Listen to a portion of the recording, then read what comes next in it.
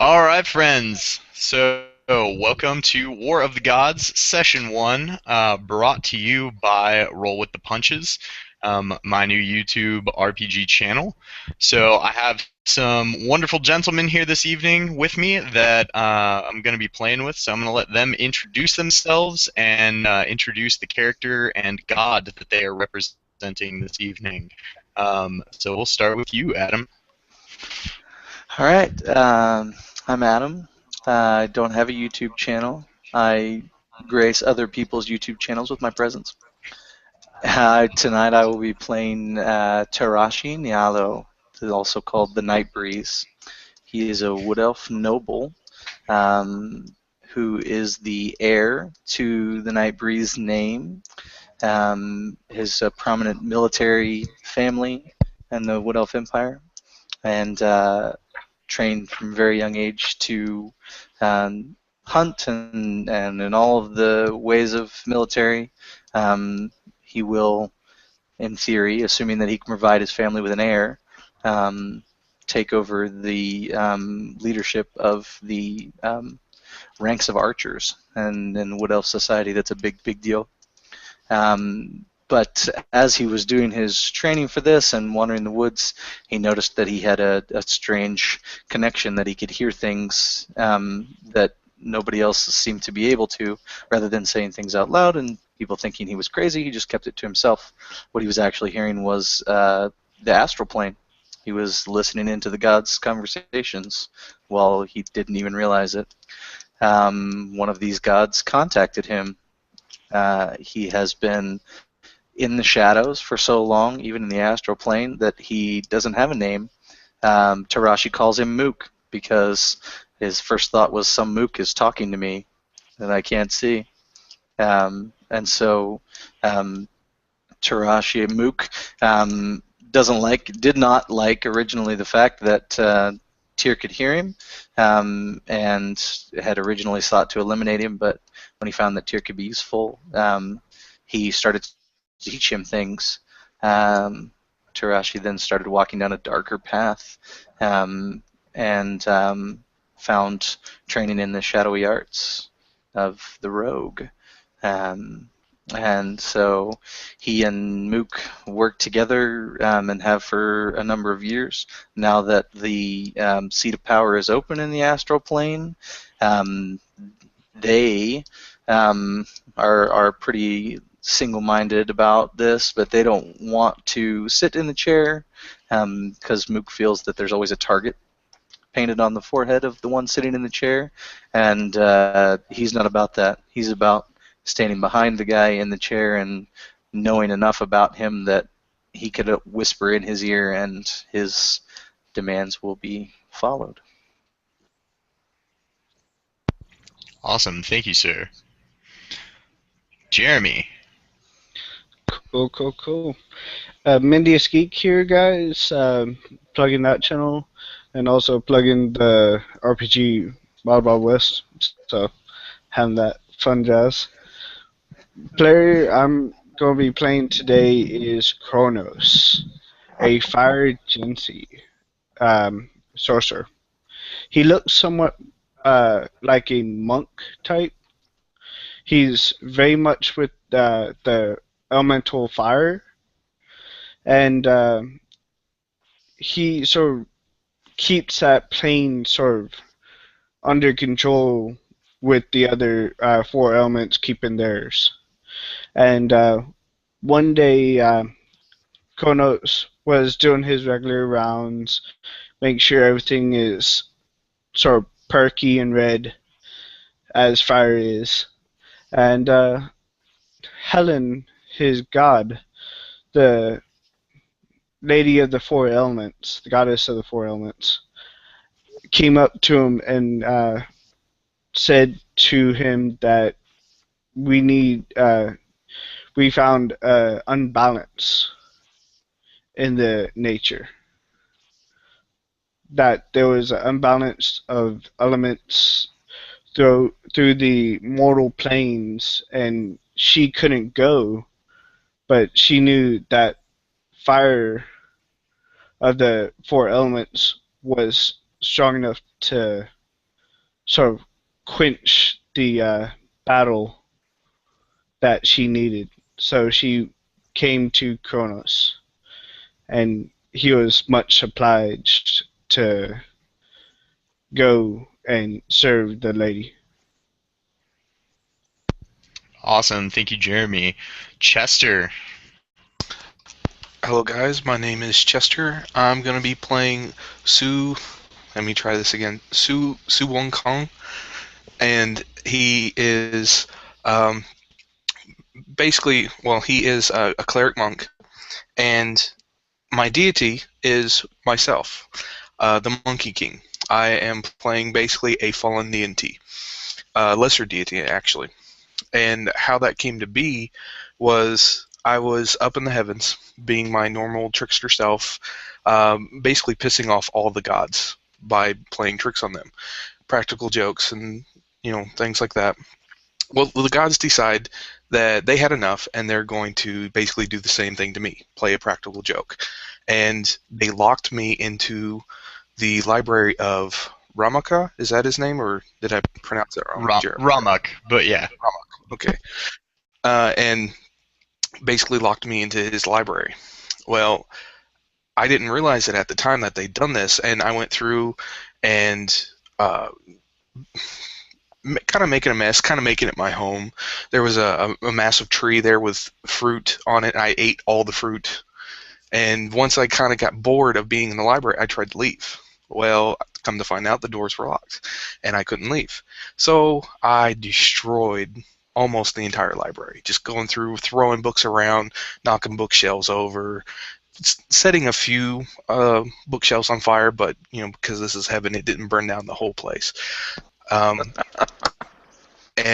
Ramak came in and discovered what I have done, and was furious and basically banished me to the mortal plane. But because I was a deity or a lesser deity, he didn't just straight out banish everything, like all my powers away. He did leave me with a few of my cleric abilities, and also he kind of, I guess you could say it's a blessing and a curse in both. That he gave me slow aging, basically like the elves. Like I age very, very slowly. So, and over time, my character kind of matured a little bit, not much, but a little bit, and kind of grew in wisdom over the ages. So that is my character. Awesome. Thank you, Chester. Ethereal. All right, my name is Ethereal, and yes, that is my real name, not just some D&D moniker. Today, I have the esteemed pleasure of playing an individual by the name of Spade and Neuter. This is a jovial folk hero who actually happens to be the champion of a god by the name of Karmesh. Now, first we'll start with the hero himself. He happens to be a fairly eclectic individual. Once upon a time, he was actually a champion of the people.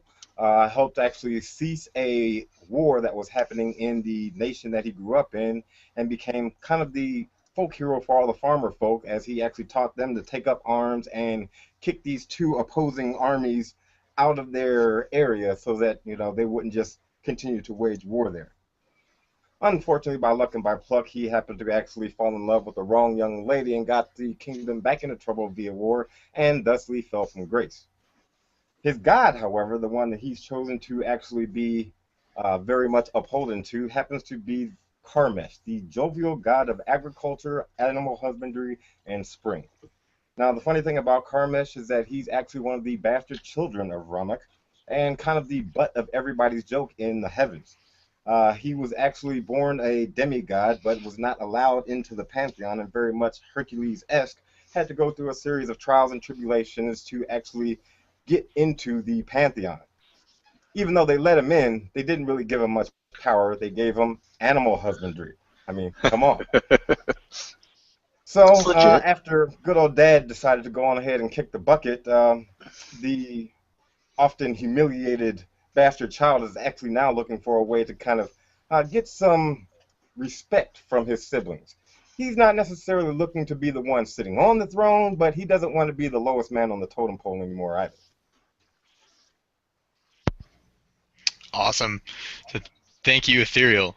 Last but certainly not least, Luke. Greetings, friends. On this night, I will not be promoting any YouTube channel. Instead, I will be playing my character and my god. My character's name is Master Bricksbane of Bricks' Tricks and Treats. Your one-stop shop for fun, excitement, and sex, of course. Why not? Master or Mr. Bricksbane, depending on how you wish to refer to him, depending on the context. He originally started out, as all men do, as being a thieving rogue that liked to steal things. And the things he liked to steal most was the coins out of your pocket. But quickly he found out that the easier way of stealing coins out of someone's pocket was not grabbing them or pinching them, but instead to make deals with people and swindle them out of their money. And eventually, he garnered enough wealth to found his own circus, which you'd think would have been enough. Unfortunately, he kind of met a fiend, a devil. This devil promised him much more wealth if he gave him a little bit of that thing that we like to call the soul. Unfortunately for the devil, Mr. Rickspan was a follower of his deity, known as Grim, represented by a single disembodied, smiling grin. And luckily for him, Grim had decided that Bricksbane would be his champion, his representative in the mortal plane, because why not? So Bricksbane is able to trick this devil into making a pact. So the devil will give him abilities, and Bricksbane would have no negative abilities, except being champion of a god who could easily change his whims at any point. Awesome. Thank you very much, Luke. Thank all of you guys. Those were great descriptions. Everybody is going to start off the night with inspiration. That was awesome. So, the state of the world, for those of you who have not followed the comments on Facebook, which is probably, I don't know if anyone's watching, but could be anyone. The state of the world is that Ramuk, the Lord of all things, has perished, and his throne lies empty in the astral plane, waiting to be claimed by all the other gods. So they have started a war with one another. The astral plane, normally a placid, gray, sort of never-ending, calm expanse that connects the different planes of existence, has been thrown into turmoil, with only a very small portion of it still remaining neutral ground. That small portion is the arena of souls.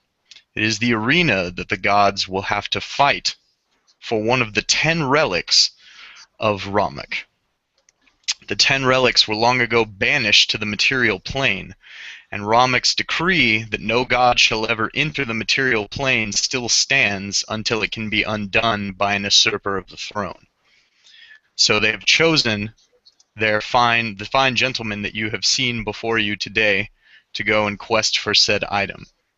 We find ourselves now in the Colosseum of Souls, a dark, mysterious place amidst the gray expanses of the astral plane. Pinholes of black stars are seen through the gray expanses of its sky as you all look up and gaze upon it. As your gods enter the arena, you look down and see a roiling expanse of black, currently unshaped, writhing as if waiting to be commanded in a way.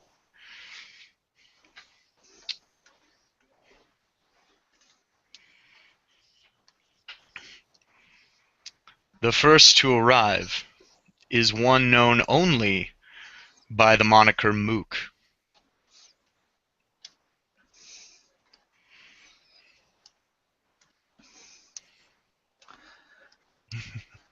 Mook would glance around and seeing that he's the first there, realizing that he's always the first there, but that the arena has not been shaped yet, kind of blends into the background and watches. And shortly thereafter, you see an ominous grin begin to climb forward from the darkness, if you will. Like a Cheshire Cat type of grin? Like a Cheshire Cat, like there's the darkness, and then it just opens into like a thin line, and then the smile forms.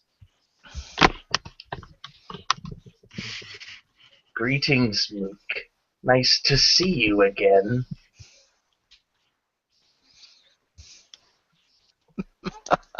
As if you ever saw me before.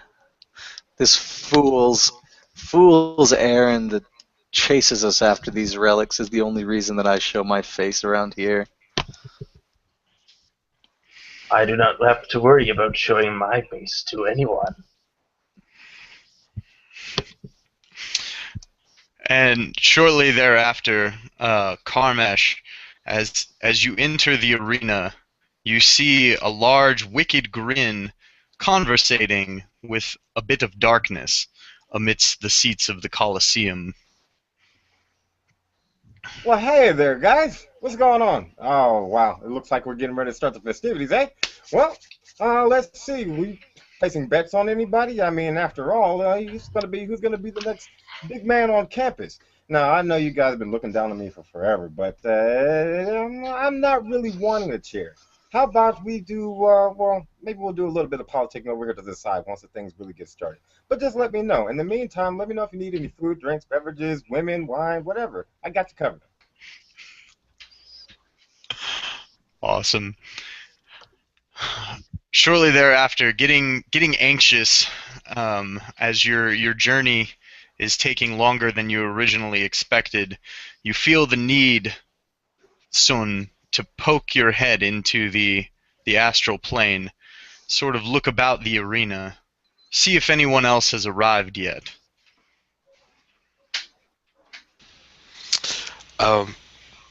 Kind of out of the middle of nowhere, you just see this ghostly figure of the Monkey King just kind of pop out into almost like into existence, but it's still a ghostly figure, and he just kind of looks around, and then he starts looking around, and then all of a sudden he realizes there's something behind him, and he turns around and he just sees this grin, and he just kind of freaks out and yells, and he just starts scampering away, just like, oh, and he puts his hand on his chest, and he just starts breathing a little bit, and he's like, oh, why do you always have to scare me like that? My apologies.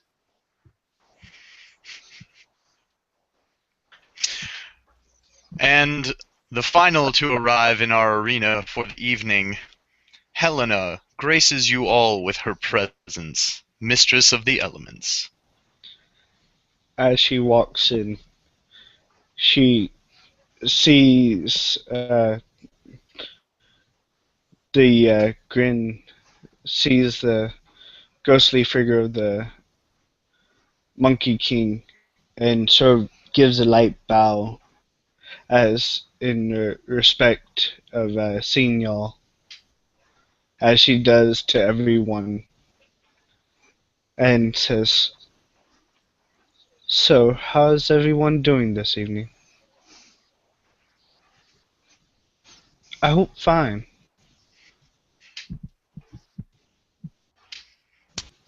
Well, it could be better. I could be, actually here, but this is the best I could do for now. Well, I mean, it kind of is your fault, son. I mean, no offense or anything. Let's not get into this old thing again. I mean, I know you'll love picking on me and everything, but listen. Never mind. We'll have that little sidebar a little bit later. We'll see who's going to actually come ahead in this thing, and we'll have a talk then. But I hope that you can actually manage to get back into the heavens, so long as you realize that I don't need to be the butt of every one of your jokes. As long as your champions do not slow us down, and we might yet win this. Shortly thereafter, you all notice a large figure, clad in dark armor, standing at the edge of the arena, almost as if he has been there this entire time. He emerges forward towards you. You notice his glowing red eyes. You know this figure. You know him as Amok, keeper of the Colosseum. Gentlemen and lady, I am glad that you have made it here, safely. It seems travel across the astral plane has become more difficult since our lords depose. I trust that you all are well.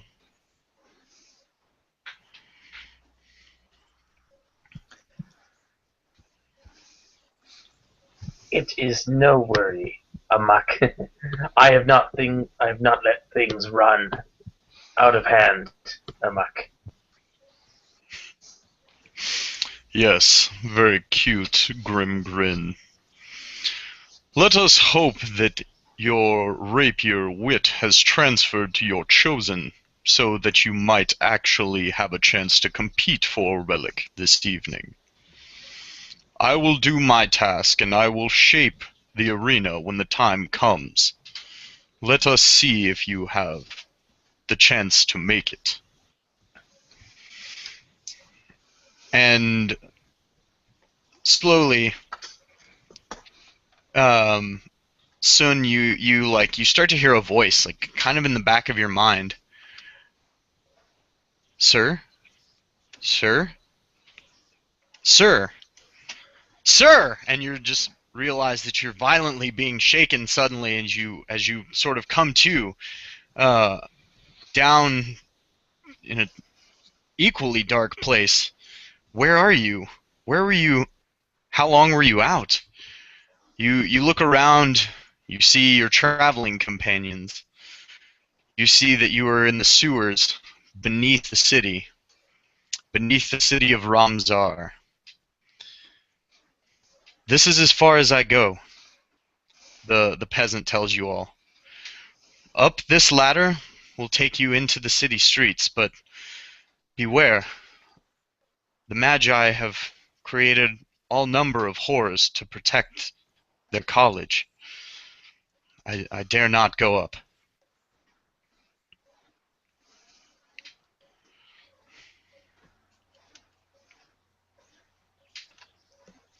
Well, blimey, I'm Shaken. covered in buggered filth, and how did I end up down here in the first place?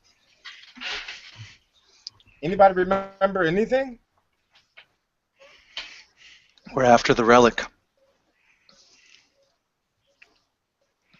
Bugger everything. Come on, Spade, get with the program. Well, all my damn butter's messed up now. How am I gonna get? How did we end up in the sewer, though? I don't remember coming down here.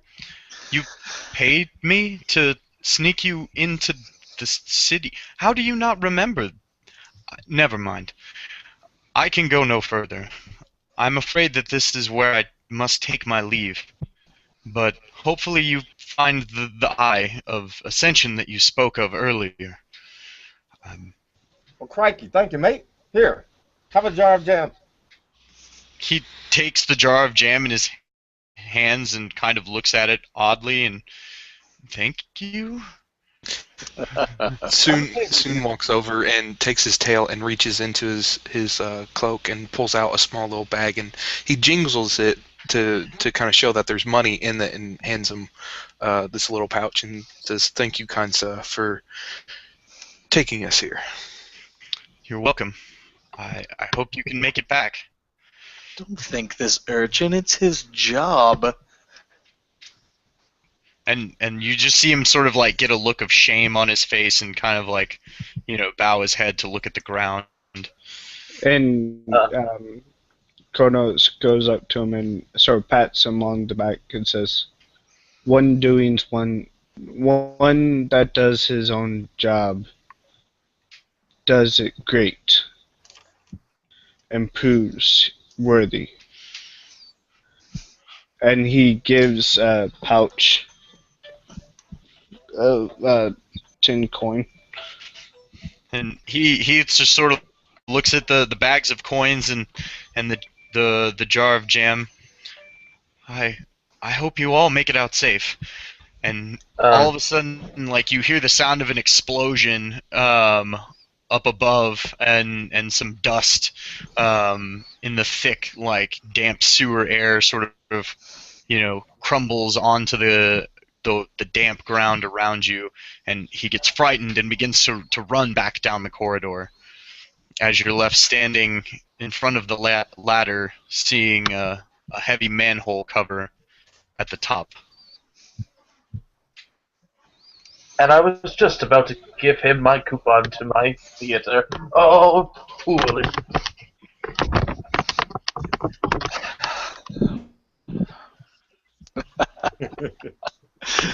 Oh, fools and their mascots, I swear.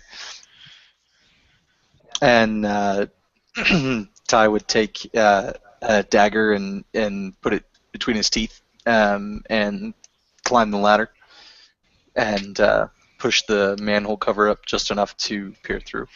All right. You see the dim light of dusk as it breaks through several holes in a covered walkway.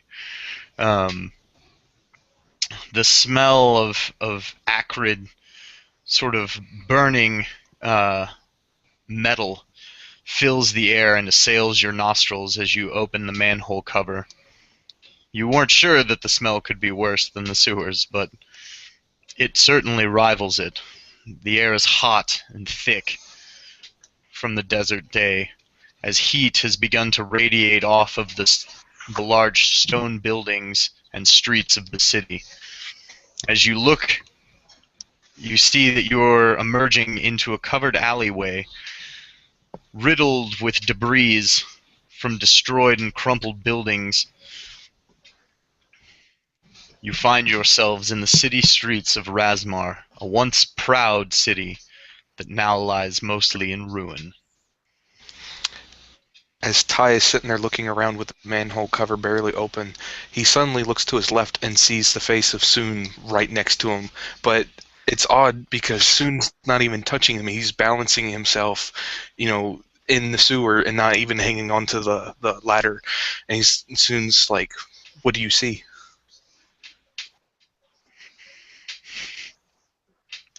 You're looking at it. Stupid monkey. And and I will go. I will emerge from the manhole cover and immediately move to the shadows of the alleyway. All right. As you emerge, you can see up ahead that the alleyway quickly twists into a main thoroughfare, largely blocked on one side by fallen buildings and blockades from what you can see here. Okay, so You can see that you're one end of the alley is blocked. right. One end of the alley is completely blocked, basically, behind you. There's Okay. it abuts, the back of a building. Right. And then up ahead, you can see it sort of enters what was once probably a crowded city street.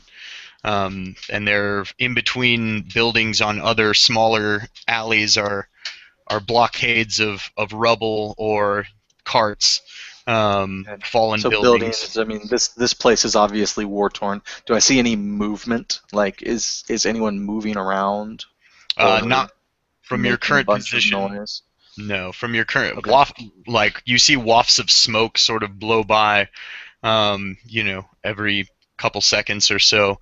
There's obviously significant parts of the city that are currently ablaze. As you can see that out of the alleyway, the air is thick and sort of choked by this smoky fog. Okay. So I would move back then to the manhole cover and quietly relay that it's safe to come out into the alleyway but be silent about it. There's no one moving about right now. And then I would help them climb out of the cover. I'm not a dick. I'm just better than you are. Awesome. Quite nice. Thanks. But you get your head out of the way. I can't see anything. Spade climbs up out of the hole, takes his hat off, completely covered head to toe in green muck and all this other stuff. But of course, if you've traveled with him at all, you already know that he is constantly green. He's never not green. He's the only man you've ever seen in the entirety of your life, and he likes it that way. This is just more of a septic Surveys green. the scene. Well, all the fire seems to be coming from over that way. That's probably where all the action is. Let's go. And as Kronos gets up, and he must be covered in something too, you just see somewhat of a flame go down him, and so wipe it away as he uses prestidigitation to clean him. Soon it just hops out of the manhole cover and then just shakes all over, and just to get all the crud and stuff off. And then he kind of looks over at Brooksbane and sees a kind of a piece just stuck to his face that came off of him when he shook, and just reaches up and grabs it and peels it off, and then kind of walks away. Brooksbane this entire time has just been smiling, constantly, just like, yes. And the grin just gets even wider when he sees this fire, and he's like, yeah. All right, put my dagger away and knock an arrow in my lie, and moving forward. I got point. That's kind of where I belong. All right, so you're going stealth? Yes. Okay, please. Go ahead and please. All right, go ahead and give me a stealth roll. It's kind of what I do. Yeah. Anyone who's stealthing, I'm gonna give me go a and stealth stealth behind him. And Well, how not behind. Yeah. Yeah, how far ahead are the who all is scouting, and how far ahead are you scouting? I'm actually gonna do exactly what Ty's doing, but I don't have a bow, so I'm gonna act like I have a bow and arrow, and pull out an arrow and notch it and be all sneaky like he is, and just follow literally right behind him. And when he stops, I stop, and just you guys get what I'm saying. Just imagine you with eyes. your quarterstaff, and you just pick up a random stick and hold it like it's a bow and arrow. Sure, we'll go with that. I'm completely ignoring his mocking because I'm completely focused. 26 is my stealth check. Nice, most excellent. All right. Is anybody? And go ahead and give me your stealth check as well. It would be, and I wouldn't go more than, say 60 feet. We're in alley streets, and so we're going, corner to corner. Okay. And so I would be just, I'm not trying to leave them behind. I'm just trying to quietly check and make sure that we know where they are before they know where we are. All right, so it's about 80 feet down this alley, or through this alleyway, this covered alleyway. Sounds good. And as you're sort of making your way down, you hear the rumble of another explosion sort of off in the distance, as well as every intermittently you swear that you can hear the clashing of steel, the sound of electricity sparking. And when you reach the end of the alleyway, you look into this thoroughfare that's been there's a huge pile of rubble, pretty much completely blocking the street, where two large buildings that were connected by an archway have collapsed in. And as you look down this thoroughfare, what was once probably a bustling city street is now just littered with burning carts and debris from the partially destroyed buildings and things around you. and you're pretty sure that like about you can barely tell, but you can look like you see three figures um, about 200 feet away down this road through sort of the wafts of smoke that blow across. There are some small fires amongst this street, but you can tell that the majority of the smoke must be coming from elsewhere. Okay, which direction are the figures? The figures. You were headed out of the alley going east, and the figures are down the street to the south. To the north was the large collapsed archway that sort of blocks the street. Okay, so south is our only option as far as walking actually down the street. Correct. Do we know?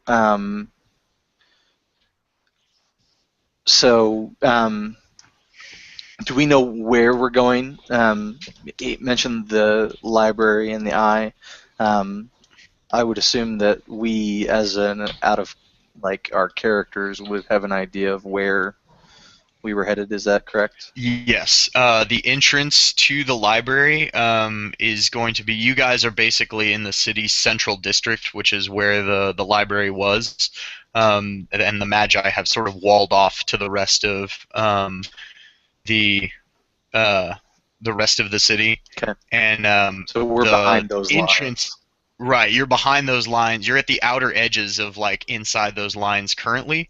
You would basically need to get to the south central portion of the district, is where the main entrance to the College of the Magi is. However, in this current war-torn state, you may be able to find another way in. But basically central, and you guys are currently in the very center is where the College of the Magi is, and you are currently in the northeast corner. Okay. How tall are the walls? The walls of the alley that you guys are in right now is covered, so you're pretty much like blocked from view on all sides. The walls are about most of the buildings in the thoroughfare that you guys are that Taroshi is looking into are about varying between 10 to 20 feet tall. Usually just 1 or 2 story, so nothing extremely huge.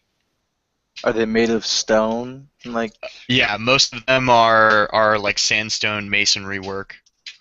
Okay. Buildings. So what's caused the damage? It looks like you can see in the street there are some boulders. They're obviously been sieging the inner portion of the city. The city Gotcha. guard. You also see, fire and other. Obviously, the burn marks of other destructive magics that have been used here, possibly against the royal army before the Magi were able to kind of cordon it off. You can tell that this is sort of on the edge of their battle lines, and it doesn't appear to currently be under siege, so you don't really see much activity from the Magi here. Okay. Moving back to the group, discussing the general layout of what it is and what we see. My recommendation to them would be for us to just kind of make our way. If nobody's supposed to be able to get in here, then it's very possible that we could just be in here and like not be overly sneaky, but not try to give ourselves away and see what there is to see. Crikey, mate, you're the one who's all sneaky. I'm just trying to get this stupid eye that we're looking for. How am I supposed I'm not to find walking an eye down if the I can't street. go up and ask the people where it is? I will cover you from the sides. I'll tell you what, why don't we play smart there, mate? I'll go and be the distraction, and then if combat breaks out, you just come up and stick him in the back. Or not. I love a good decision maker. Bricks, Kronos, what say you? You know more of these mages probably than us. If you would like to, anyone who is trained in it can make a knowledge arcana check to Okay. have some insight about the mages. Let's do that. I'm trained in a great many things. This book learning that you talk of, not one of them. That is. Can you make that out or Yeah, 18. 18? That is a 27. Nice. All right, so you are familiar with the Magi of the Twisting Sands. They are known primarily as a mage's college of conjurers and transmuters. So they tend to typically allow their creations, so to speak, do a lot of their fighting for them. With that knowledge, as you sort of think back to Roshi, you can see some damage on some of those buildings that could have very easily been caused by a large creature, as opposed to siege weaponry.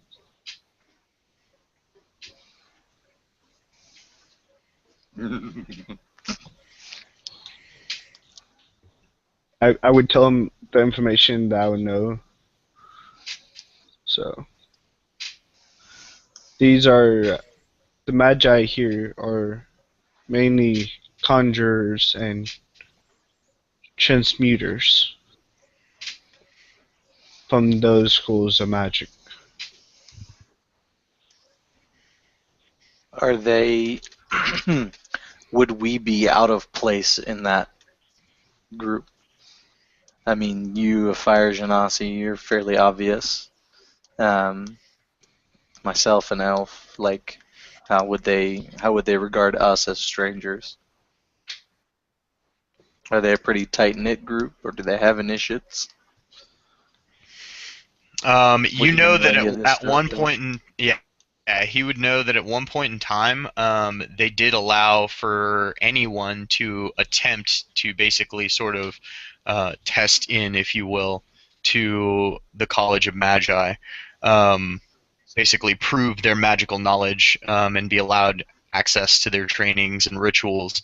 However, no one has actually had communication with the Grand Magi or any except for a few of its members that rebelled against the Grand Magi when he declared war against the royal army and attempted to take the city as his own. Okay. So, based on all of that, let's just go. We'll straightforward. Yep. I'll scout ahead. Soon, you are welcome to join me, and we'll assess the layout, and we'll move quietly and with purpose. If we come across trouble, we'll deal with it. Are there buildings to climb? There are walls that can be climbed if that is the way you wish to go. But I will climb Not from this alley, obviously, but You know, I bet there's a broken column. I see where you're going with this, Bricks. There's excuse me, part of an archway that was covering the street has broken down and is rubble just to the north. I imagine if we were to find a way to scale that, we could get to the rooftops. Is that what you had in mind? Indeed, it is exactly what I had in mind. all right. We'll have to watch out for the siege weapons, but I'd say we'll be all right.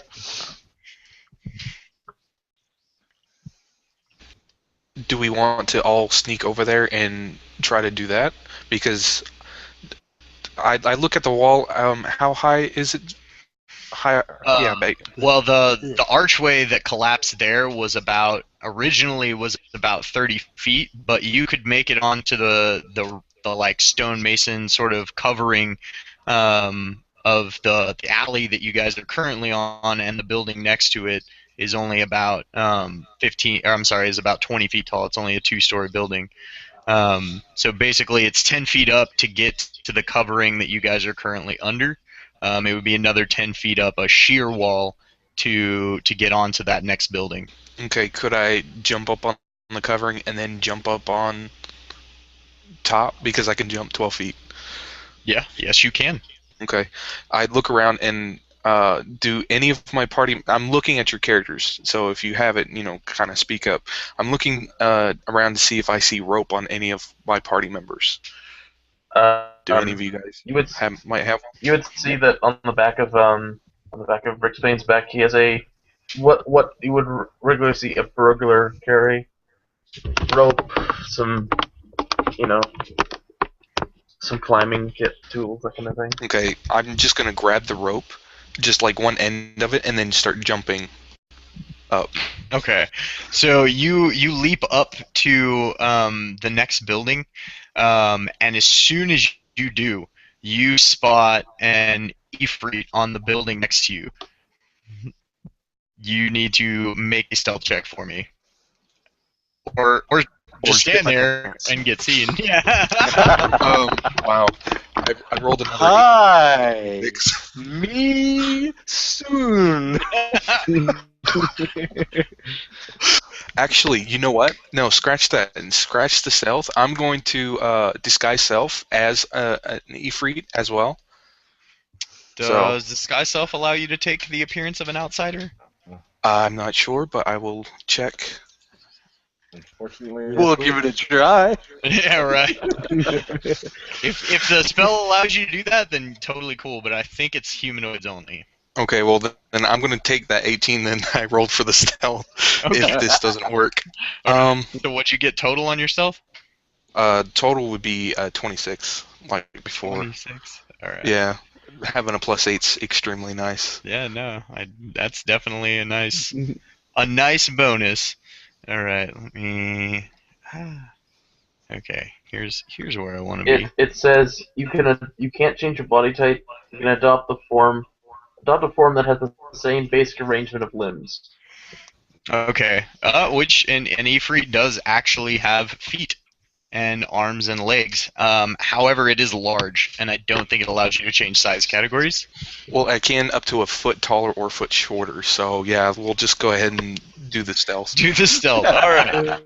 I'm cool with doing the stealth idea. I imagine that all happening in your head, where you're just like, should I make myself look like this Ifrit? I would be a midget Ifrit, and he would probably eat me for lunch. I'm just gonna hide. All right. Yeah, you actually start to see him start to change a little bit, and he's like, no, that's a bad idea, bad idea. And so I'm going to anchor the rope, up to this, so it can't come down, and then I'm going to crawl back down, and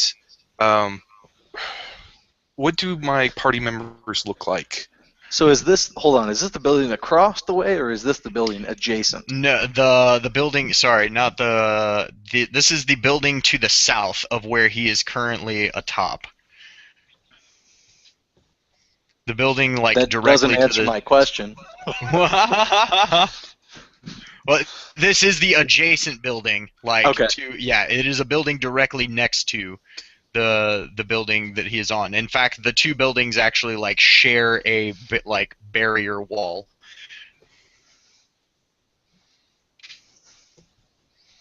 Cool. So, sorry, still trying to wrap my head around this. From where the rope is anchored, does the Ifrit have a clear line of vision? If you guys come up and basically immediately hit the deck, you are safe. Oh, and I'm going to let him know about the Ifrit when I come down. Are you sure? No, you should just let it be a surprise. So we're working together here. I'm a prankster, but I'm not an ass, Yeah, no, I know. Right. Like me, I'm not a dick. I'm going to go up to...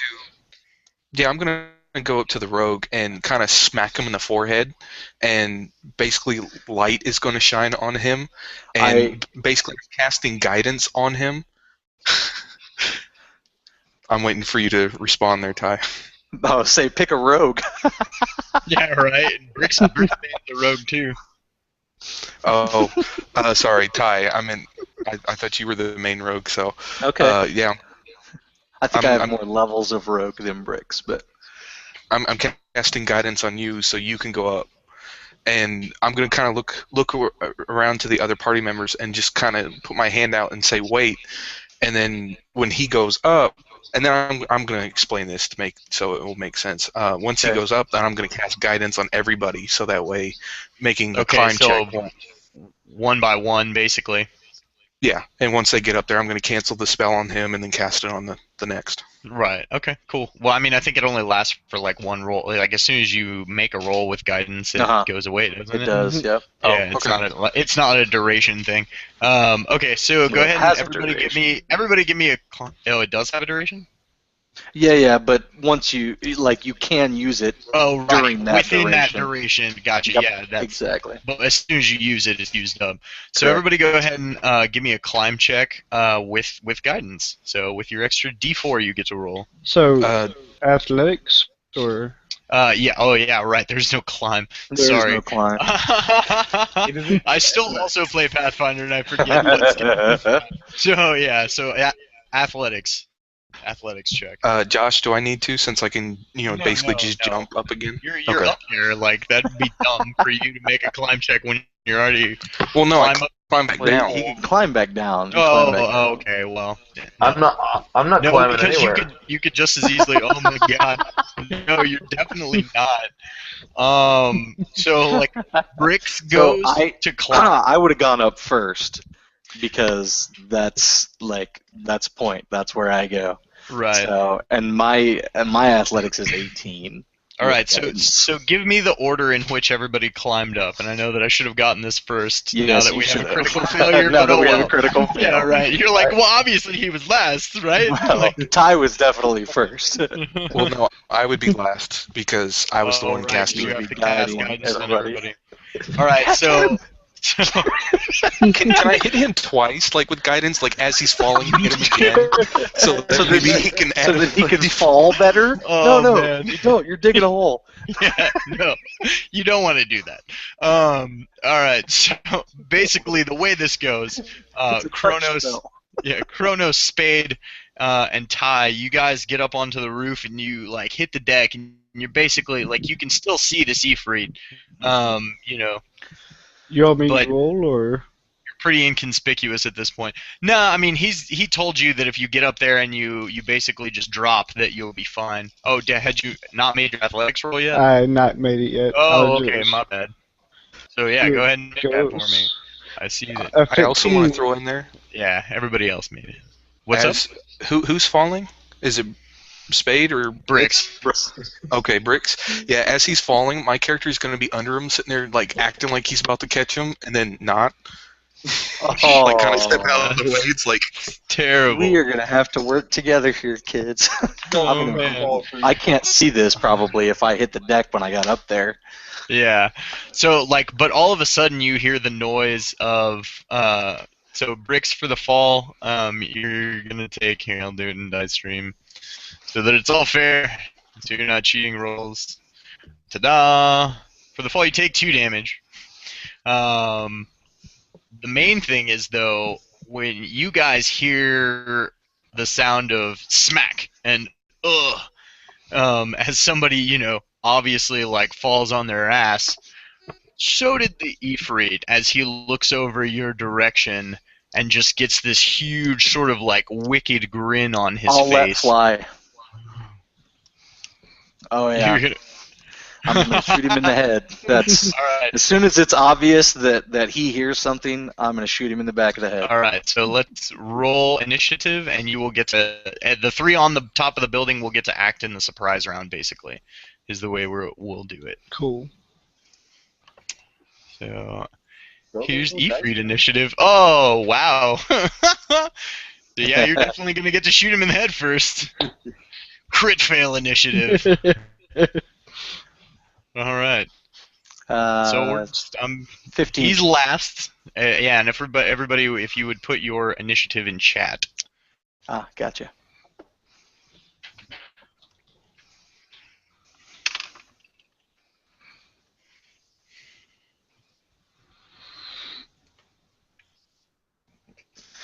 Oh, I thought I was doing pretty bad with 15. There you go, Ethereal. Get it. All right. And you get to roll initiative as well, Luke. Okay, cool. All right. So first up is Ethereal. You get one action for your surprise round. All right. Has anybody been warned? Did I see this guy sneer and like smile? The freak? Did I see him at all? Yeah, you see him do this, but you haven't. Yeah, we're watching him. Currently Sun and Bricks have no idea that he's aware of your presence. Aha. Well, I make my presence known. It's time to turn the butter! And I take my spade off of my back, and it grows. This silver shovel is what it looks like. Elongates into this freaking pole arm, and basically becomes a full-fledged halberd. And is he across on the other building or on this one? No, he's on the effectively the two buildings share a roof, so there's not a gap in between, but there is like a wall ledge, like a 3-foot wall ledge in between that you would either have to take a a 5-foot grouping of movement like that counts as difficult terrain unless you hop it basically. Okay. Well, I have no qualms trying to hop it. Okay, cool. So athletics check if you're gonna charge. Absolutely. It's time to turn the butter. Of course I am. Right. Let's see. There's Dice Stream. Got to bring that back open. And But keep in mind, surprise round is actually just a single action. So you're coming up from prone would be your action for that round. okay. And then I guess next in initiative order is Ty. Okay. So I'm gonna attack. All right, you fire your arrow from prone. I get a full action. Oh, we're prone. Yeah, well, I mean, I was assuming you guys. That was the only way to hide from him once you got on top of the building was to basically go prone. So I was assuming you guys were attempting to hide. Oh yeah, I can hide. I could hide standing right in front of him. But I believe the rules say you need still at least partial concealment to hide. Gotcha. Well, can I just come up to a knee and loose an arrow? Like, I can attack twice in a round. Surely I can come up to take a knee and... Well, this is just the surprise round, so you'll get your full round action, next round. So this is you get one singular action. So if you can either come up to a knee or you can just fire from prone. It's your call. I'll fire from prone. Okay, cool. Why not? How do you want me to account for that? I don't think it has any disadvantage. If anything, I feel like it would give a bonus to ranged attacks, but currently it doesn't do anything negative for you attacking from prone. Okay. Unless it's a melee attack. Melee attacks have disadvantage. No, this is my baby. Not. This is my longbow. And so 27. 27 to hit? Yeah, you totally hit. You definitely. That's my first attack. You want me to roll my other one, or do you want to do damage first? It doesn't matter. Whatever is easier for you. We can just knock them both out at once. I mean, there's only one target, so it's not like if you drop him, there's another person to shoot. So. Okay, that's 21 to hit. All right, that is also a hit. Okay, so then both of those are actually crits because of my assassinate talent. Correct. So that's going to be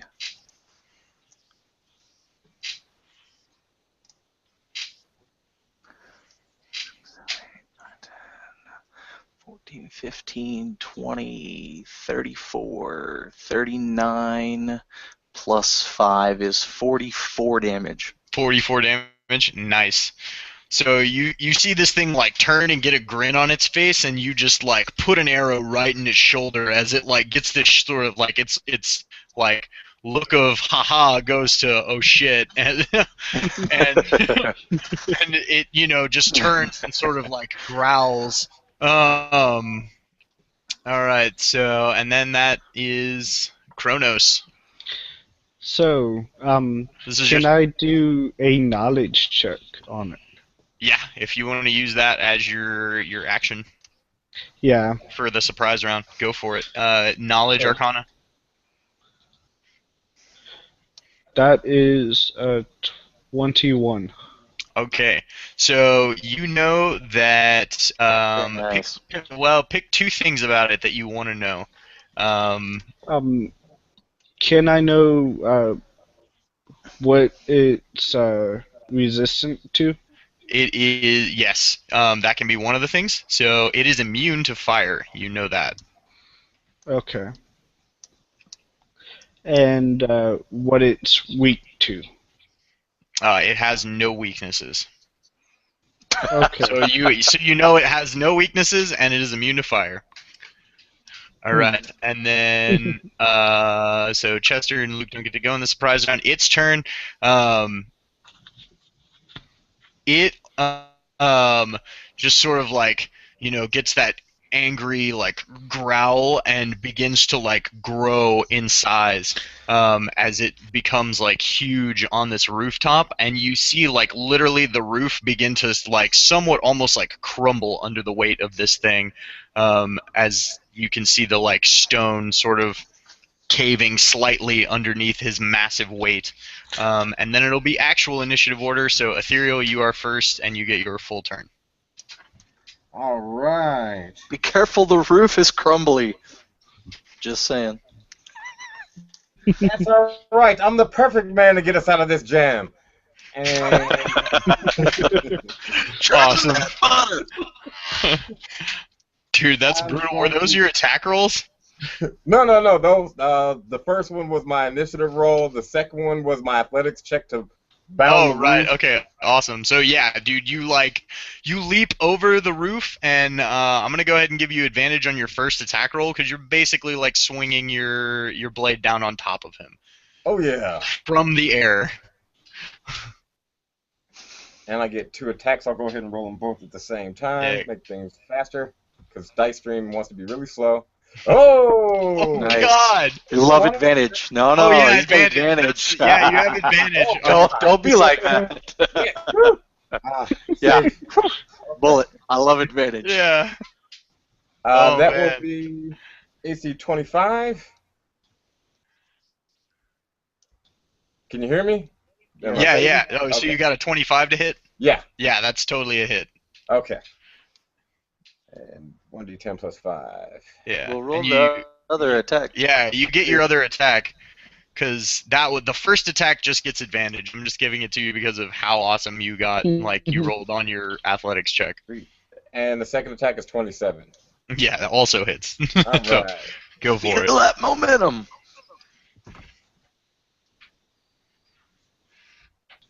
Go, Gadget Dice Stream. Stop acting like that. Mhm. 9 plus 10 is 19 points of damage.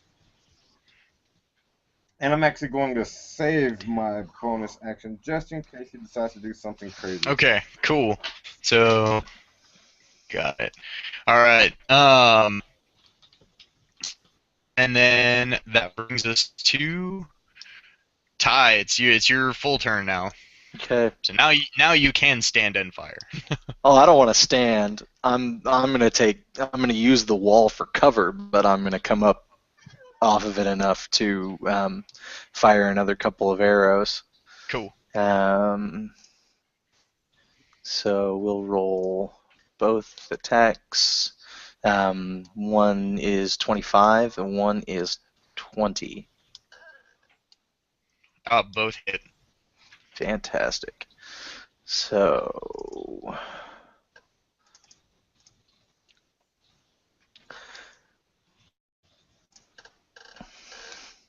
we're gonna do,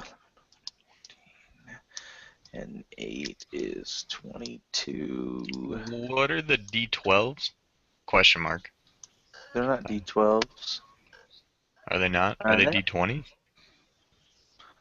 I mean, 2 D20s that were my attacks from before. Oh, No, it's just okay. because it's not clearing out. It did I roll new got you. ones. It's because it didn't clear them out from my attacks. I'm sorry. Oh no, that's cool. No worries. Yeah, I rolled D20s for my damage. I was What's up? like, I'm what? I'm an assassin, bitch.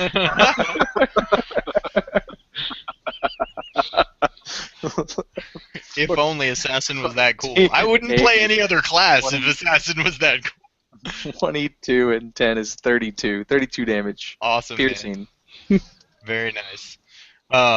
So yeah, Thank you for Spade for being engaged in combat. Allows me to sneak attack again.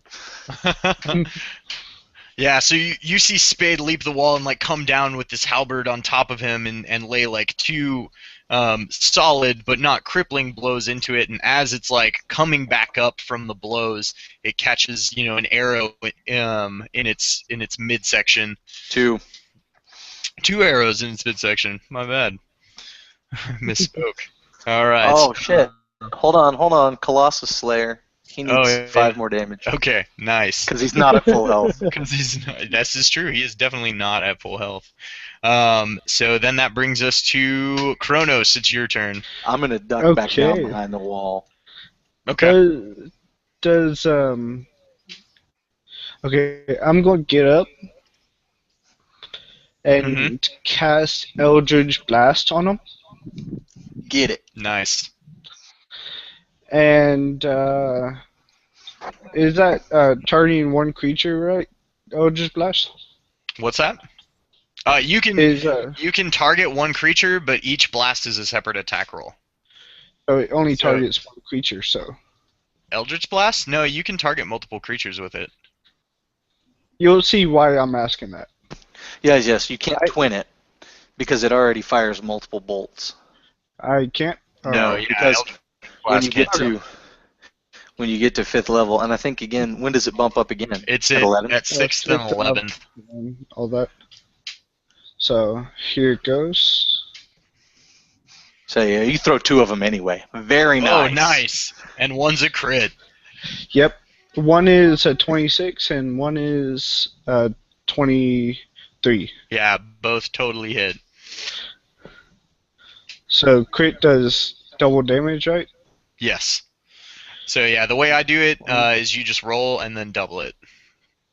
Roll add your modifier and double it. Okay. 2. Then 9, 18. Let's see. 27 points of damage. Awesome. Thank you, sir. Of force damage. Very nice. I was going to try to use the elemental adept, but it only says resistance, Nor's resistance, not immunities. Yeah, you can't burn the fire, man. But now wait, did I hear you right, Josh? Did you say for crit damage you're just rolling normal damage and doubling it? Yeah, that's the way that I do it. Okay. That's important for me to know. yes, it is. I thought that's what you did on your first one. That's why I didn't. Did you see all of those dice? No way, I'm rolling those normally. Well, yeah, but only one. I appreciate your confidence, but no, both were crits. Like both of my first round. Oh, right. Yeah, that's true. That's true. Anyway, right. I will note that for the future. Yes. All right. So. Oh, and then that brings it to Chester. Soon, what do? You hear the fighting that's broken out on the rooftop above. Okay. Can I grab what's his name? Brixbone? Yes. Brixbane. And grab him and then jump jump again. I will require an athlete. You guys are already up on the roof above the alley, so you just have to jump once.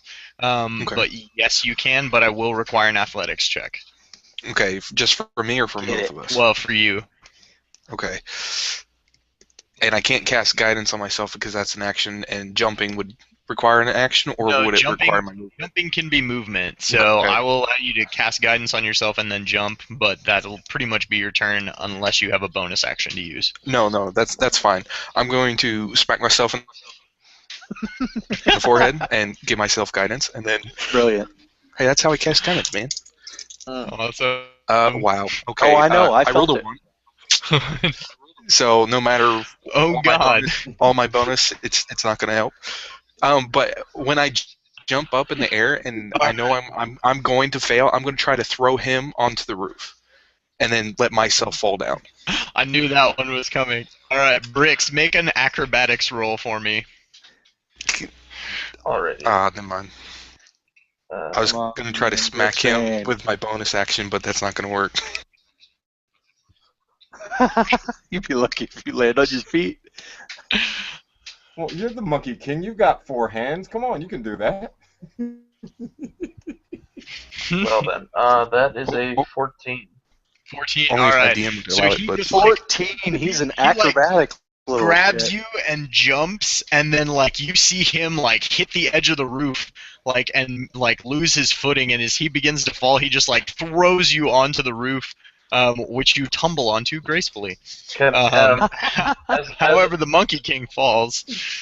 as he throws me, I'd like to push off his head with both my boots as I'm going. Oh god. And so you take 1 damage soon from your fall. That's impressive. Oh wait, it wasn't even supposed to be that die. Whatever, you took 1 damage. I accidentally rolled the wrong die, but I won't re-roll it. okay. Alright. So yeah, and then that is Bricks, your turn. Alright, so I'm on the roof with everybody else. Yes. And you see this Ifrit with Spade up in his face. This is probably the only time you'll ever see Brixbane not smile. Because he knows something that you guys don't, and so he looks down his hands and looks up at the Ifrit and he's like, this will not work.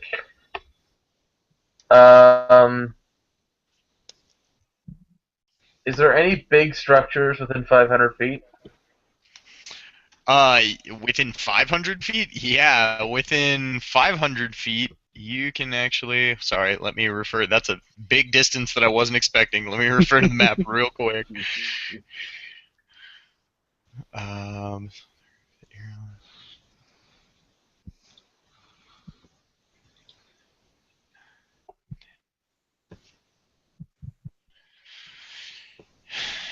Yeah, I mean, within 500 feet of you, you can actually see the College of the Magi, and it's enormous, standing about 60 feet tall. Is there anybody in the front gate? Not that you can see from here. You can see the building, but you can't actually like see, all of its confines. You can sort of see the upper levels of it from where you are. When you mean the upper levels, is there a window? You can see a window. Alright, I'm going to take the cape off my back, which happens to be my Cape of Monteblanc, which is my rare item, and I will turn to my companions and say, well, good luck, and then I will use my compliment to teleport to the window 500 feet away. Alright. Wow. Wow. Exit. This is some great teamwork so far. Yeah. First you I'm provoke just going to shake my head after Then I he helped you runs. out. I know, right? Man. You threw You him don't up here even to the top you don't of the even see that happen though. No. You fell on your ass back on the alley roof. The rest of Okay, you guys I hear that it happened happen. are dead. Yeah, like you guys turn to see Brick standing there, and all of a sudden, bamf! Like he just disappears. All right, and you are in the window, and that's your turn, pretty much, right? Pretty much. We're just like you're so far away. I feel like I kind of just we'll do what happens with you when combat's over. That works. All right. So all right. So in that case, it is now the Ifrit's turn. I hope you get gang raped by guards in the tower. That's what I'm thinking in my head. Commoners. Oh god. All right. So the Ifrit, in his enlarged state, goes to try to land 2 mighty blows on you, Spade, as you are currently the closest threat. Indeed, I am. Oh, you do not have adamantine armor, I assume? I do not have adamantine armor. I should have Okay. gotten adamantine armor. Oh dear. All right. So I apologize for this. Don't apologize. I feel like I legitimately feel bad when I kill players or not He's kill not players, gonna but like kill you. yeah. But still. All right. So you take Wow, nice. Just 22 on the dice. um I say that's some good rolls too. Yeah, it yeah, is. I know that's terrible. All right, he's got like 140 hit points. Yeah, that's true. That's true. Okay. Sorry, let me Now you feel better about it. Yeah, that's true. Yeah, Sorry, I'll keep my mouth shut. All right, so you take 58 slashing damage, and you take another 22 fire damage. There's room on this window if anyone would like to come.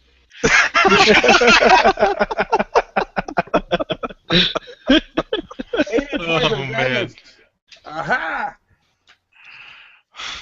All right, and then it basically just like laughs in your face after landing like 2 heavy blows with its huge two-handed scimitar. All right, and then that'll bring us back to the top of initiative. So that's you, Tis Spade. only a flesh wound! That's my man. And at this point, I'm going to snarl right back at him. Let's see. We're going to go full on rage mode. Nice. And what Um, path of rage did you take? Oh, I'm just playing all. Actually, I didn't even make it to path yet. Oh, because you're only 2 barbarian. That's right. Okay, yeah, I got you. However, I still get all those nifty bonuses, including resistances to damage. Bastard. Yeah, there you It go. hurt. That hurt a lot. But yeah, and then I'll take my 3 attacks against him. I'm not holding anything back this time. Cool. All right. So I'll go ahead and roll 3d20s. The last one is going to be the butt end of my halberd. Oh, what just happened? Okay. Let's see here. That's going to be... And then that 3 definitely doesn't hit at a 12, and then that's an AC 15. All right, so both of the second 2 are misses. Hold on, I lost sound for some reason. I think Google was hating on me. The second, I know at least one hit. yeah, the second. Can you hear me? Yes, Give me a thumbs up if you can hear me. I hear you. There we go. So I don't Everybody still know hear why me? Google crapped out on me, but I'll figure it out in a second. I'll roll the 1 damage of the 1d10. All right, That's yeah. probably the only one that hit. There. Which chat. brings about, let's see, Cat. 9 points of damage.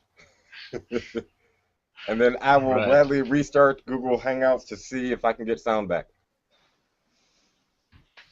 All right, so he takes 9 points of damage. Everybody else can still hear me, right? Yes. Okay, Yes. cool. So then he takes 9 points of damage, and Ty, that's your go.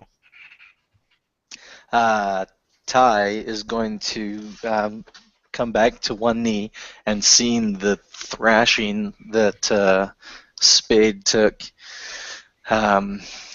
he would take careful aim. Where'd my camera go? There we go, more sound. Yay, more sound. Yeah, he's going to do a power shot. Okay.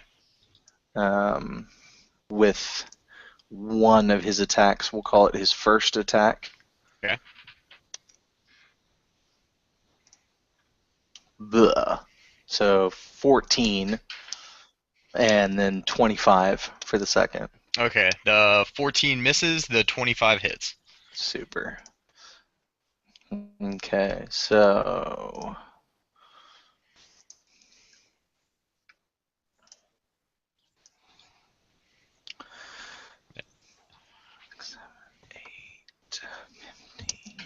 and 5 is 20 damage. Awesome. Thank you, sir. And any other actions? I am going to fart in the general direction of Brixbane, and then I'm going to take cover behind the wall. All right.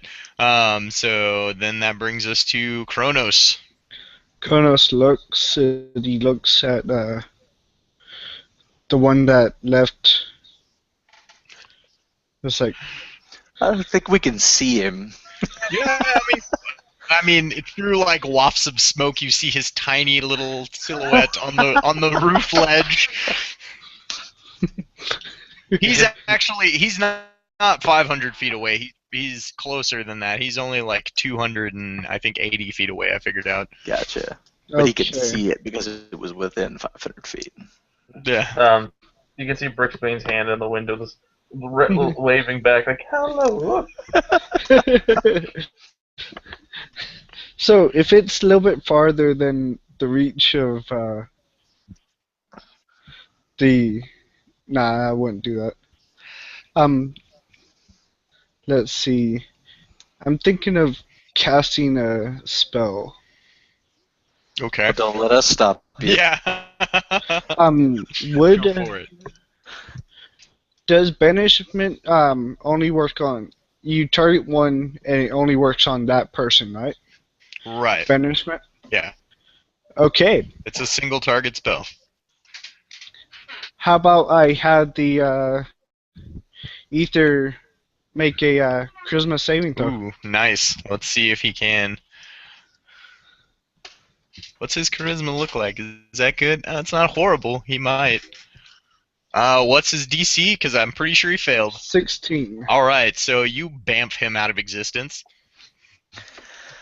I'm going to sigh heavily, look at Kronos, and be like, dude, I just wasted like 8 arrows. Let's go get that eye now. I'm going to recover the arrow that missed. The one arrow Yeah. that's not stuck in this Ifrit. Somewhere that's now banished. Now. Right. Just to piss off the ether, I banished him to the water realm. Oh, do you get to choose the plane you banish them to? I was just thinking that. I was like, wait, you can see the range to another plane of existence. Really? Nah. Yeah. I think don't they think come you back get after- to choose. Oh, okay. You don't get to choose. So he randomly went to another plane. We're not sure where. You hope an unhappy one. All right. So. Free butter away. What is wrong with you? Oh, and it's this. If the spell ends before a minute has passed, the target reappears in the spot it left, or the nearest unoccupied spot. Oh, only So, if it ends before a minute. yeah. So if it ends at its normal duration, it doesn't reappear. It does not say. Otherwise, the target does not return. Yeah. Okay. So- Cool. So you Only if he's interrupted. right.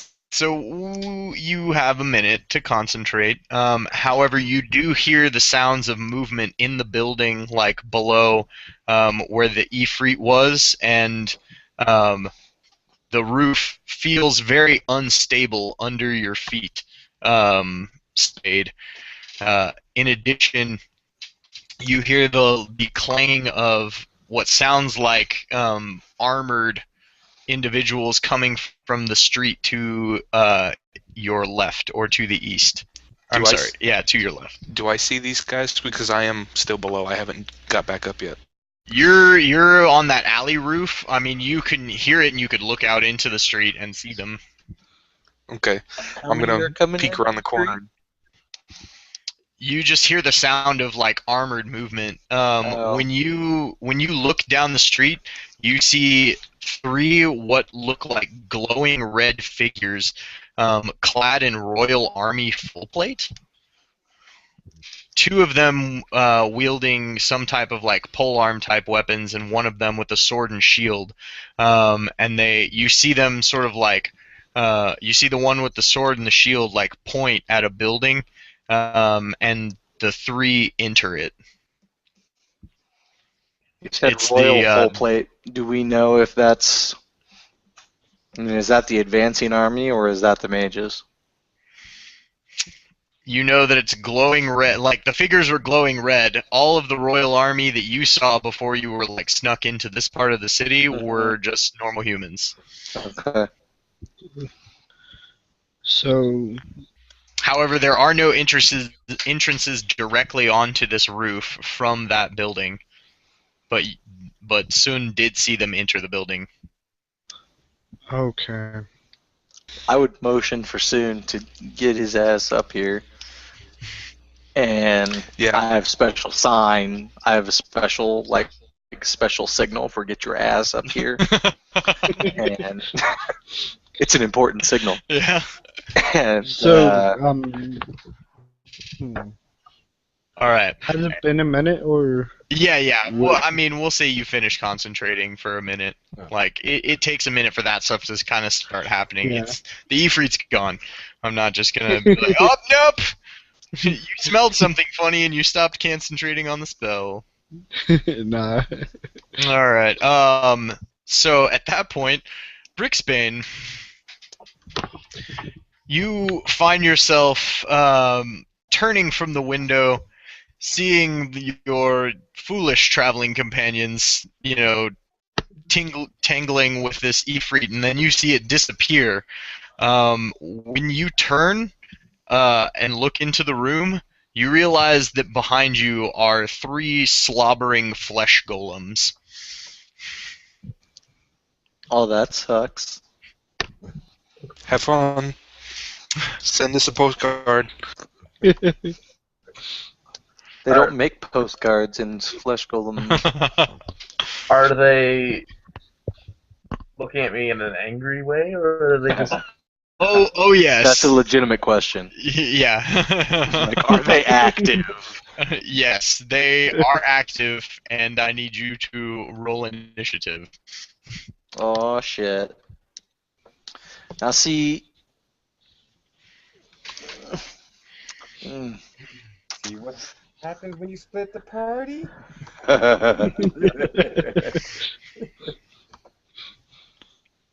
Oh, by the way, Spade is just going to be during this whole minute sitting down and eating gobs and gobs and gobs of butter.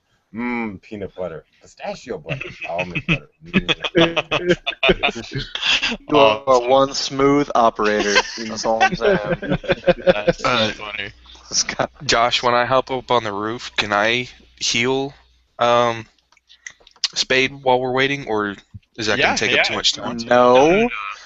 If you heat him up too much, he's gonna fry. I said heal, not heat. Heal. Oh, right, okay. They're so close together.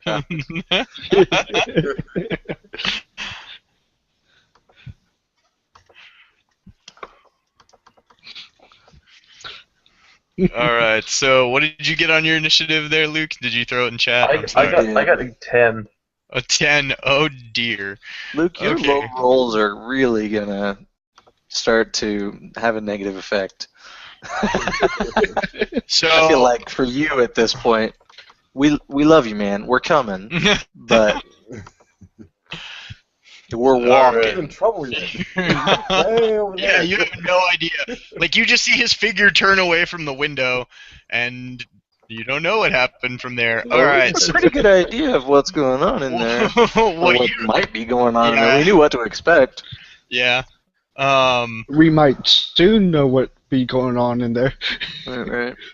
Alright, so the flesh golem basically just charges forward at you and tries to land two blows with its enormous, like, mismatched, one obviously, like, oversized fists.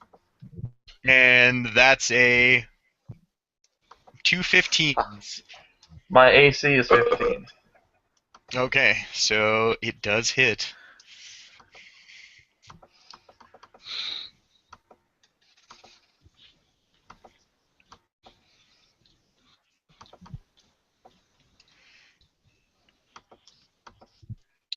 All right, Bricks, you take. Man, dice stream damage is really Dude, yeah. hurting us tonight. Wow. 27 damage total between as like its huge fists just like land one after another like directly into your face and then your like chest. I'm still standing. The second comes up Are and you attempts to though? do the same. Like at this point, I would think jumping out of the window is a viable option. Or maybe teleporting again? Like, can you teleport One- again? Or is it one just a attack one-time hit. use? I think he Probably has to once a see. day. Yeah, I think it's like once until each dawn or something. I have to take a short rest. Oh dear. Ooh. That's So impressive. Try and eke out an hour. Like all right, run around the room and dodge a lot. and eight Try and damage get some rest. from one like hammer fisted blow from the next, and then that's your go. Oh, so I took another 8 damage. Yeah. So I'm still alive. Woo! I'm just looking at ability. Okay. So, I took these punches, and as I took these punches, my illustrious ringmaster's hat falls off, which reveals my curved goat horns, which are stuck to my head and revealing my tiefling origin.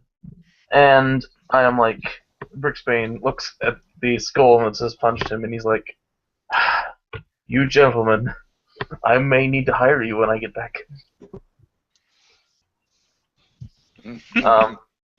And he will cast his darkness once per day spell.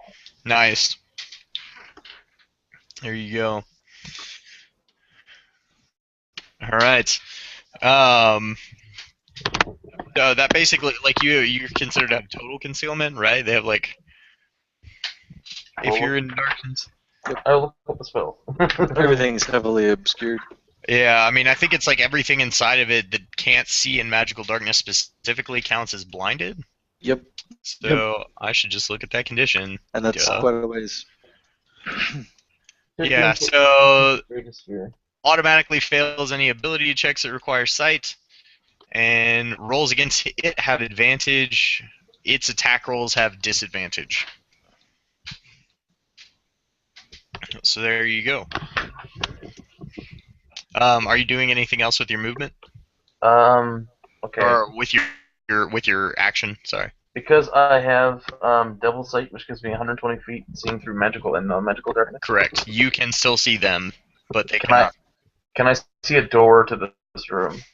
You do see a door to this room. You see a door like a few doors. 'Cause it would be way too funny if you teleported to the room in the tower without a door. Yeah, no. There's one that goes out like onto the actual like balcony trellis.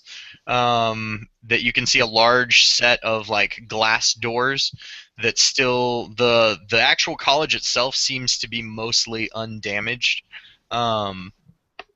So the glass doors of this that go out onto the mezzanine, I guess if you will, are able to be seen. You also see a set of double doors that must lead further into the college. Is the handle on it like a pull handle, or is it like a lock and key? It looks like both sets of doors are just pull handles. Okay. How big are these flesh golems? Is there like a space in between the legs? No, they're actually the same size as you. Okay. Is there a space between them that I can see? They're basically like side by side right in front of you, the two. You could go around them, but yeah, there's not a space directly between them.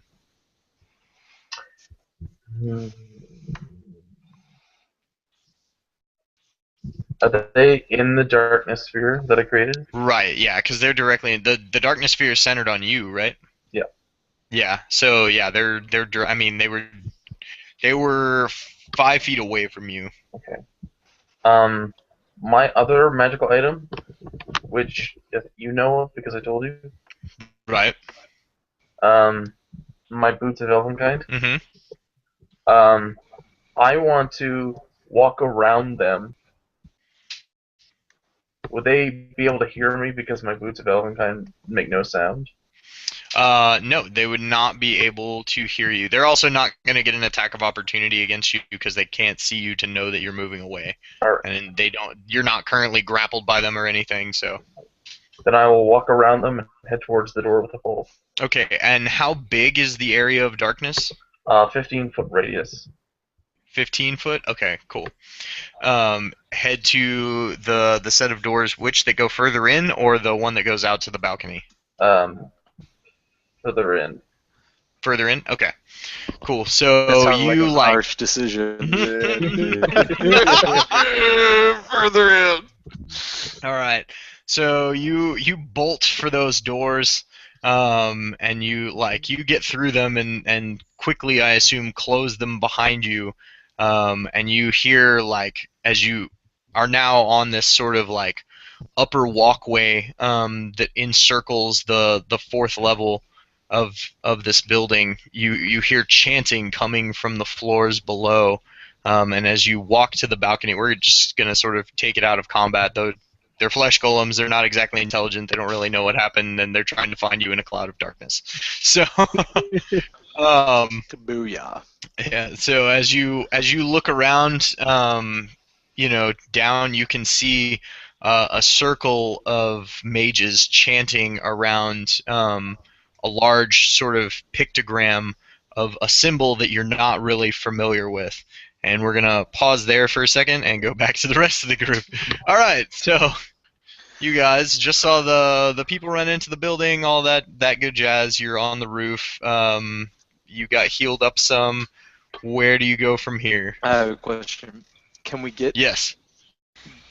based on the way that the town is laid out, Mm-hmm. can we get to the library, or at least relatively close to the library from here, via rooftop? You said we're only like Yeah, 250 feet away. you can actually get extremely close, and you would only have to make two. You can go over alleyways, um, similar like covered alleyways like the one you were in before, but there's basically two 5 foot gaps you would actually have to like leap across it to go completely by rooftop. Okay. If you're going all the way. However, you can't actually, well, without grappling or flight or some type of assistance, you would actually have to descend back to the ground floor to enter the College of Mages, because it's like a 20-foot gap in between the its outer walls and the courtyard and the building itself. Gotcha. So here is my thought for the group that is still together. Brixbane needs our help, and like it or not, we're probably going to need his before this is over. Let's get to him, and we'll regroup and decide where they need to go. I am going to cast Pass Without Trace Nice. as a second level spell. Each creature I choose within 30 feet of me, including me, has a +10 bonus to stealth checks. Wow, that's For so up to much an better hour. in this edition than in previous editions. Oh yeah.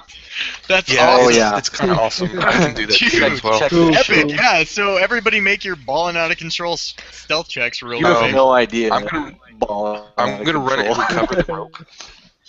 Recover the rope Yes, please. that we Okay. used to climb up. Okay. And then also, I'm going to do. Is anybody wearing like heavy or medium armor Yep. that I can see in the group?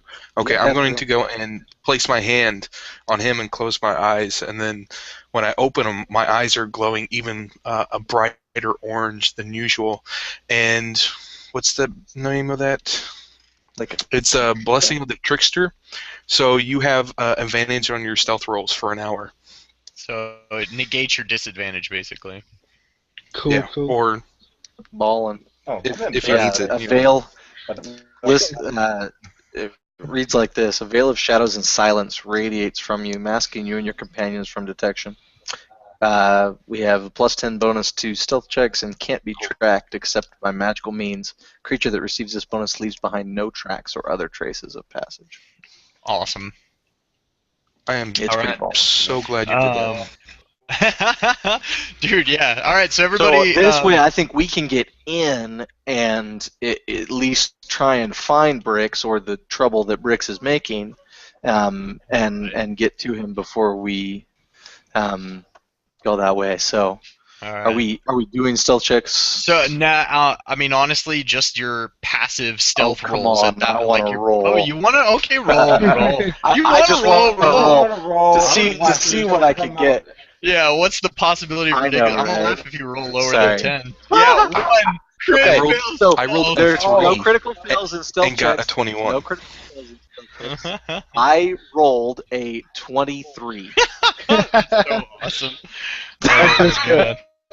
All right, I need to make one set. Oh wait, you can't be tracked. You can still be heard. You just can't be tracked. Barely heard. Yeah, no, I know, but Wait, Just hang on. in- Can that spell stack?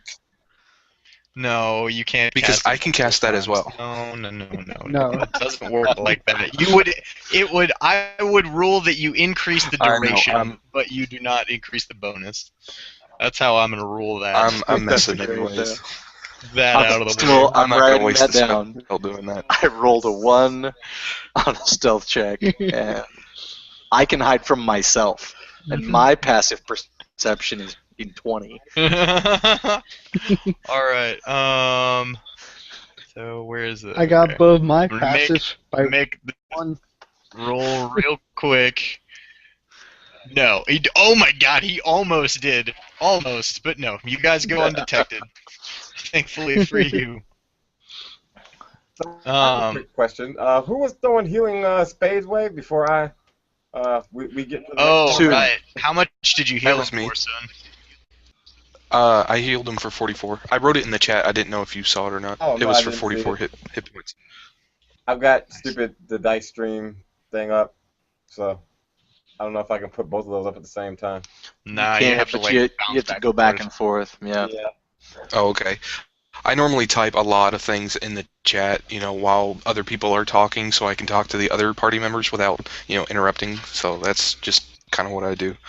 Appreciate it. Cool. All right. So I do need the athletics checks, however, for your first leap across the alleyway. Do you want me to still roll that, Josh? Because, I could jump 12 Well, feet. you are the exception.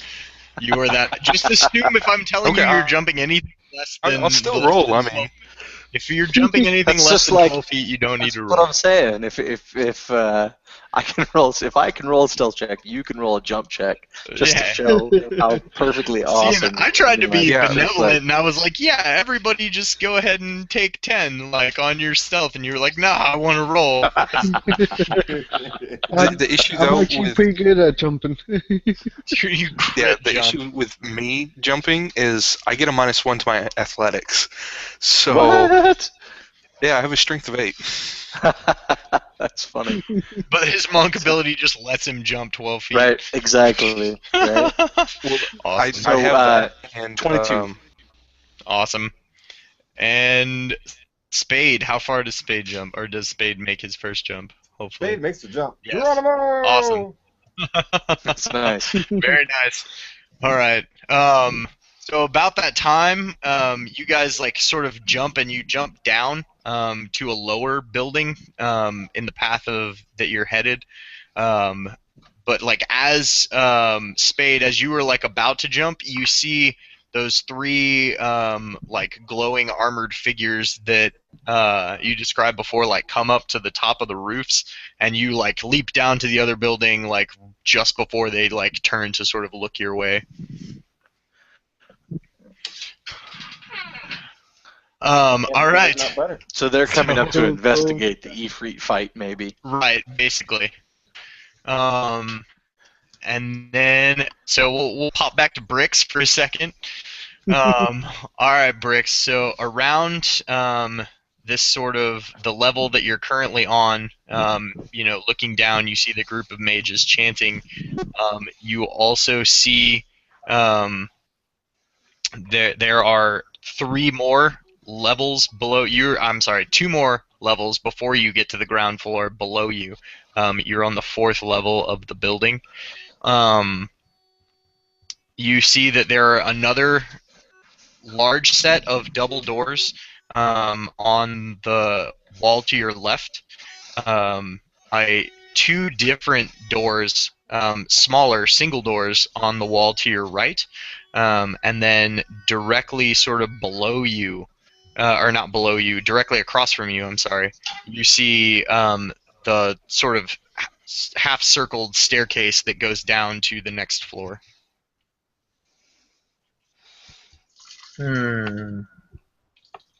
Big doors mean big secrets. What little doors mean little secrets?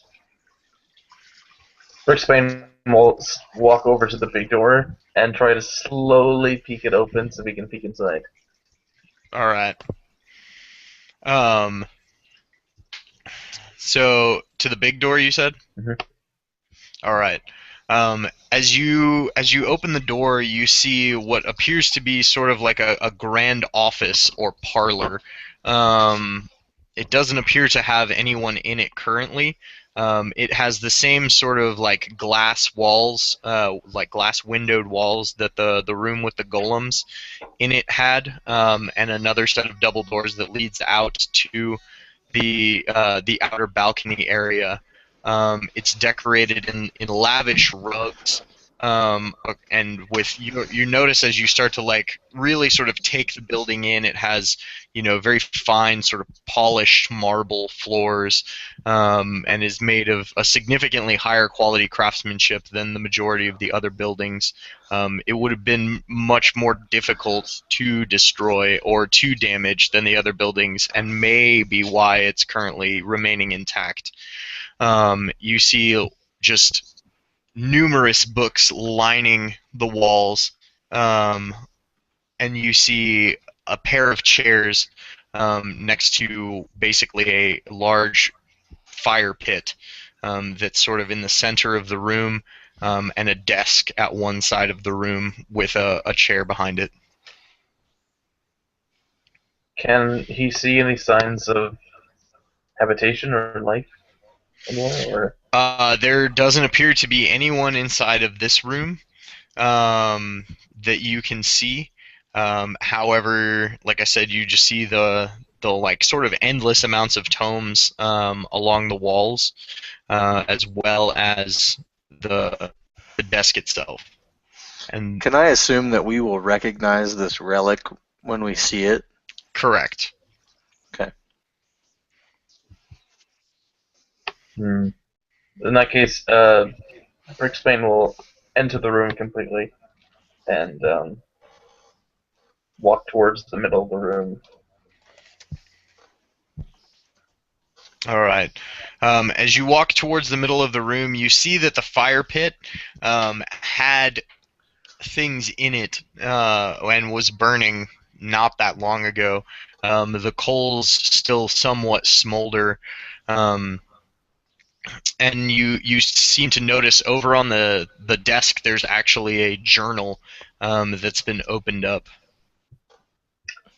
I will approach the journal. All right. It just appears to be a normal sort of leather-bound journal. A leather of a quality that's not typical of binding for books. It appears to be some sort of reptilian leather, and it feels rough and sort of scaly in your hands. And the entry that it's open to, um, you just see it's all coming together now. I'm finally going to reach my dreams. Today will be the day of unmaking. Sounds delightful. All right, Sounds like a freak show. and we're gonna pause you there for just a second.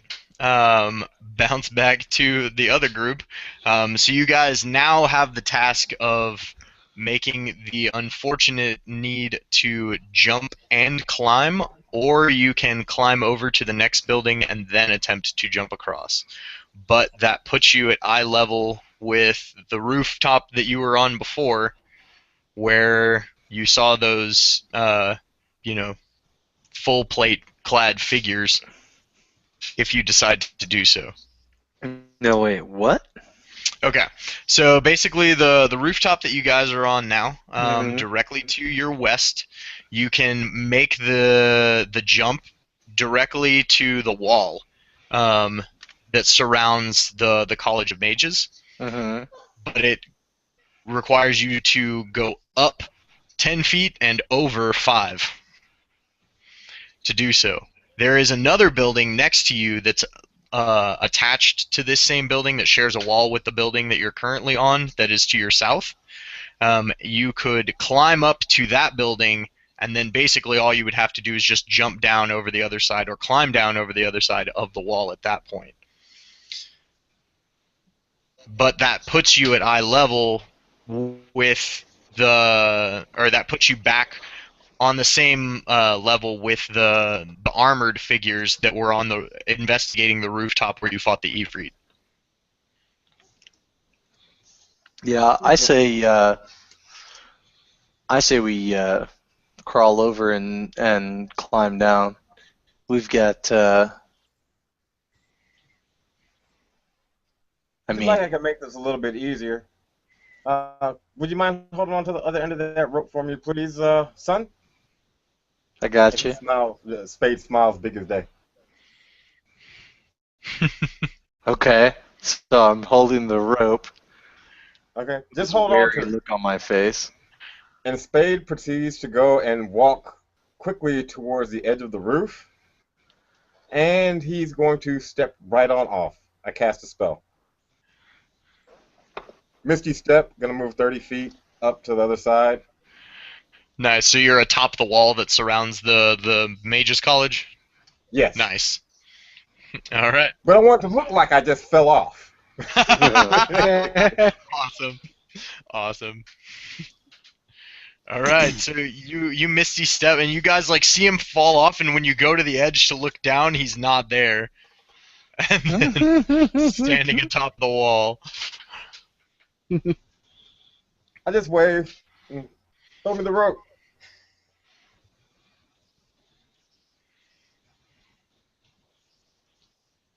Uh-oh, did I lose sound again? No, Uh-oh. I heard you. No, we heard you. All Throw me the right, rope, I'll so. pull you out.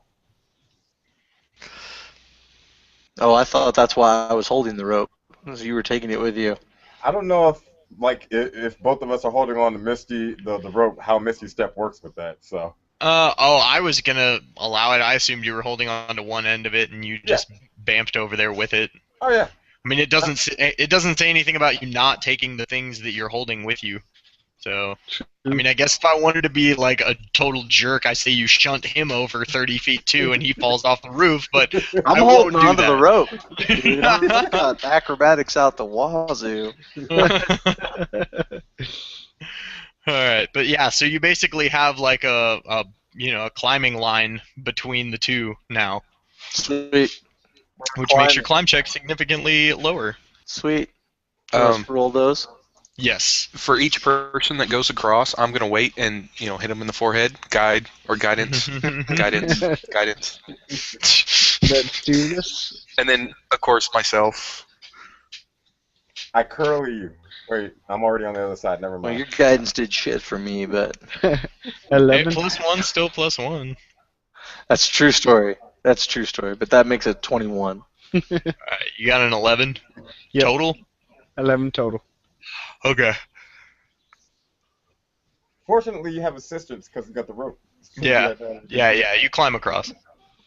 Is it acrobatics or athletics? No, athletics.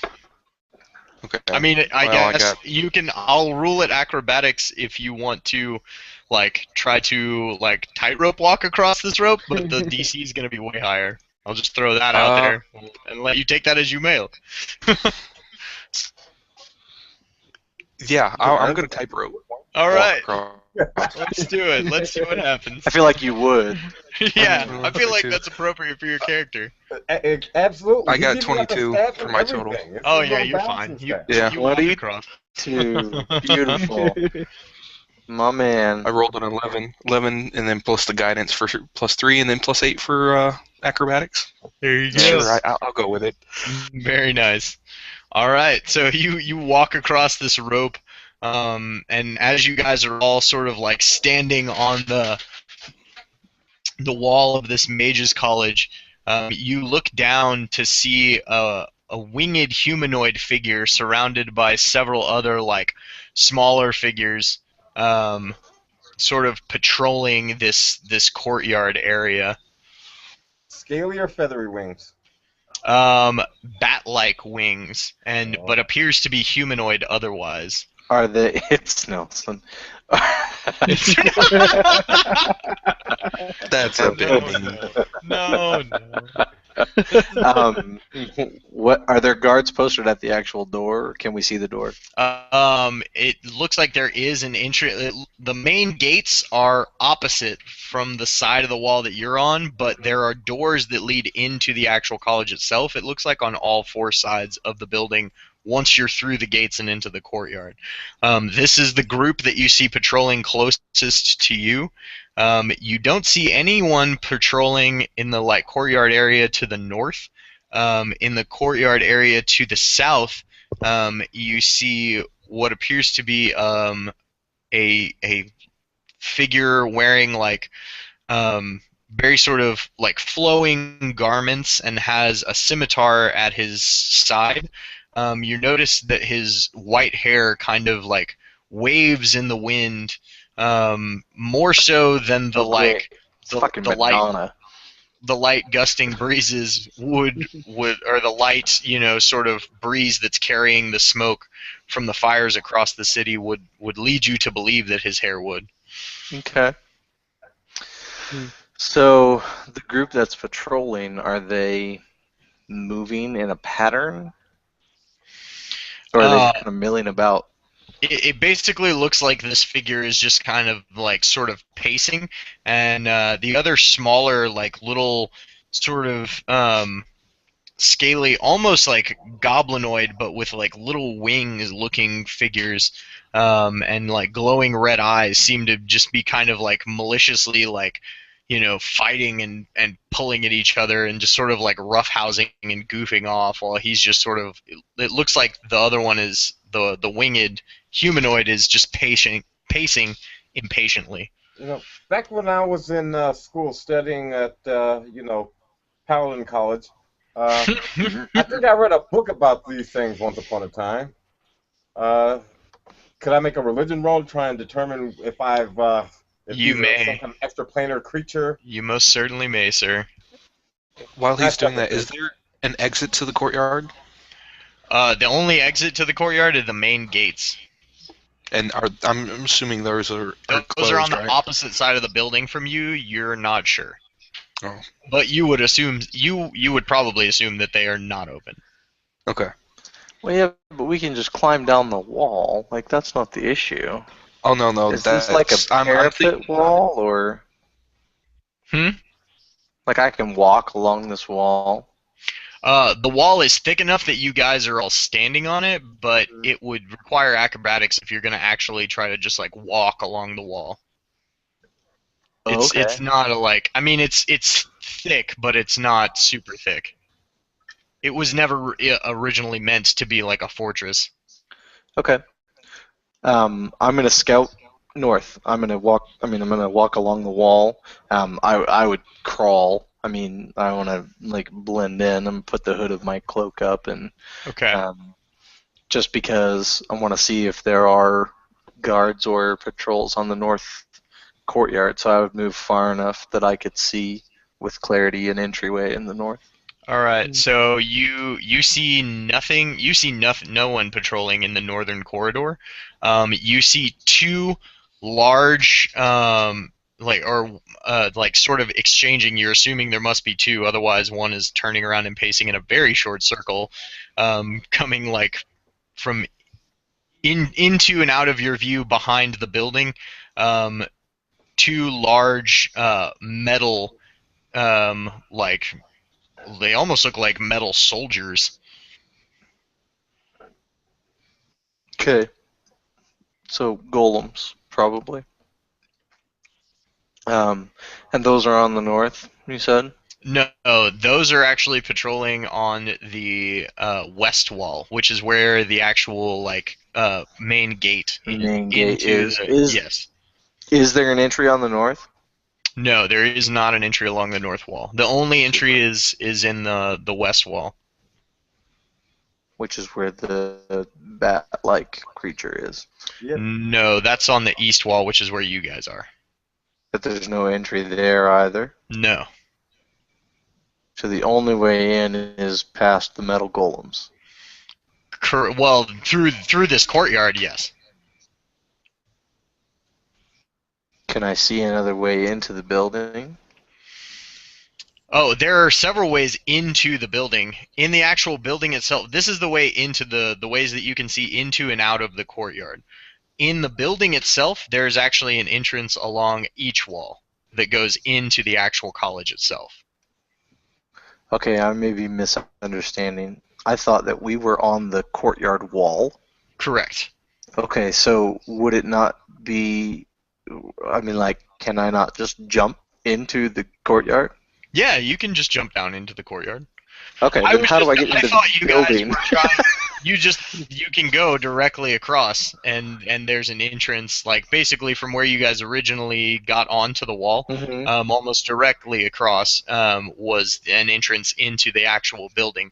I thought you were looking at the other ways in and out of the courtyard from the actual ground level once you were down there. My apologies. No, I want to get in the building.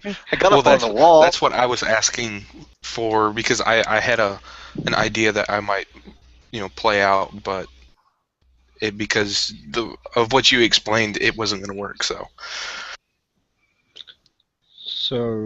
Fair enough. do we go through the north courtyard? So is there a patrol in the courtyard, or are they outside along the walls? No, all of the patrols are actually in the courtyard. There, like I said, there isn't actually enough room to, nor is there really a way for people who are not acrobatically inclined to walk along these walls easily. Gotcha. So all of the patrols are actually inside of the wall itself, but you know that the Royal Army has been using siege weapons, hence why they have patrols on all of the courtyard, like all the sides of the courtyard except the north for whatever reason. Oh. Fuck you, Bricks. I hope you get gang raped by flesh golems. We don't have to worry. There's metal golems coming after you. You guys can't see the chat. Bricks just said I know, you right? can teleport Oh, I into can the see window. the chat. No, I'm telling anyone who's actually watching. Oh. I didn't even look over at YouTube to see if anyone was actually watching. Well, okay, so since we're at this little part right here, would right now feel like a good time? We can take like a little 5-minute break so people can like go to the bathroom, grab water, do that, and then we'll come back and hit the rest of it. Sounds good. Is that Yeah. good with everybody? Okay, awesome. Sounds good to me. So we'll pause for a second. We'll be back, guys. Anybody who's actually watching, and I'll be right back, guys. I feel like we need to sneak into the building, or we're gonna run out of time. You guys have to worry about that. Right. Here's the thing, like, I feel like if you find the thing, you're gonna get destroyed, like, without the rest of us. Leatherbound book tells me that somebody's turning into something that is bigger and badder than what they were before. I got a plan. Don't worry. I have no doubt.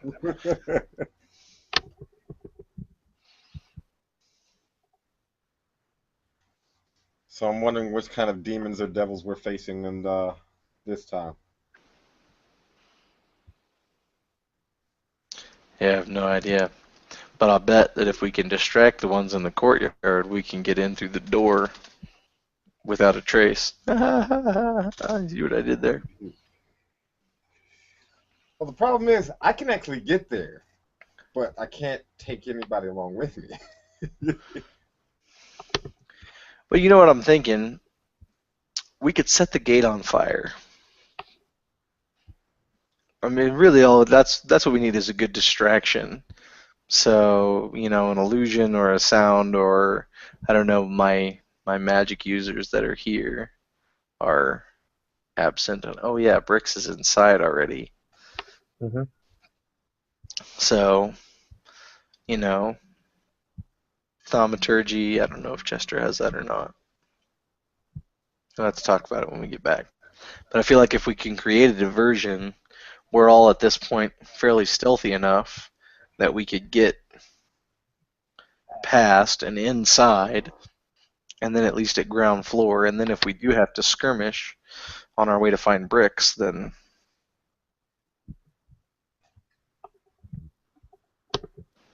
That's doable.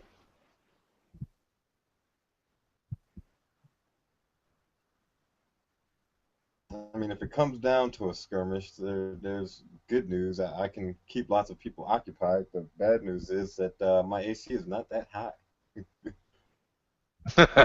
I chose mobility over tanky. yeah, that's all good. What's your armor class? 15?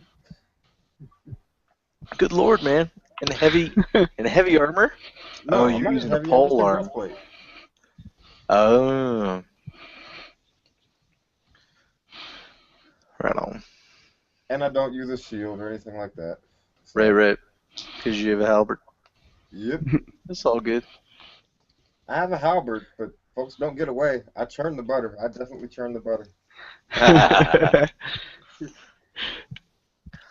I'm Yeah, sorry 'cause about don't you get like using. a ton of attacks of opportunity? Dude, don't be sorry. That was awesome. I was like, that's the only high powerful, and I thought, okay, we need to get on with the story. Yes, you are correct. Banish. That was perfect. Oh, I'm not worried about the Get him banish out at of all. here. That's actually like a good thing. Would it have been great to kill Yeah. the freak? Oh, yeah. Absolutely. He wasn't going to give me 3 wishes. I don't care how he did. I was just like, what would my guy do? Make Banish. the bad thing go away. Now let's get on with the mission. And I just am kind of laughing when I keep forgetting his name. Brixbane. Brixbane turned back, and then he sees it vanish and turns. 3 fresh columns. Gotta do what you gotta do. I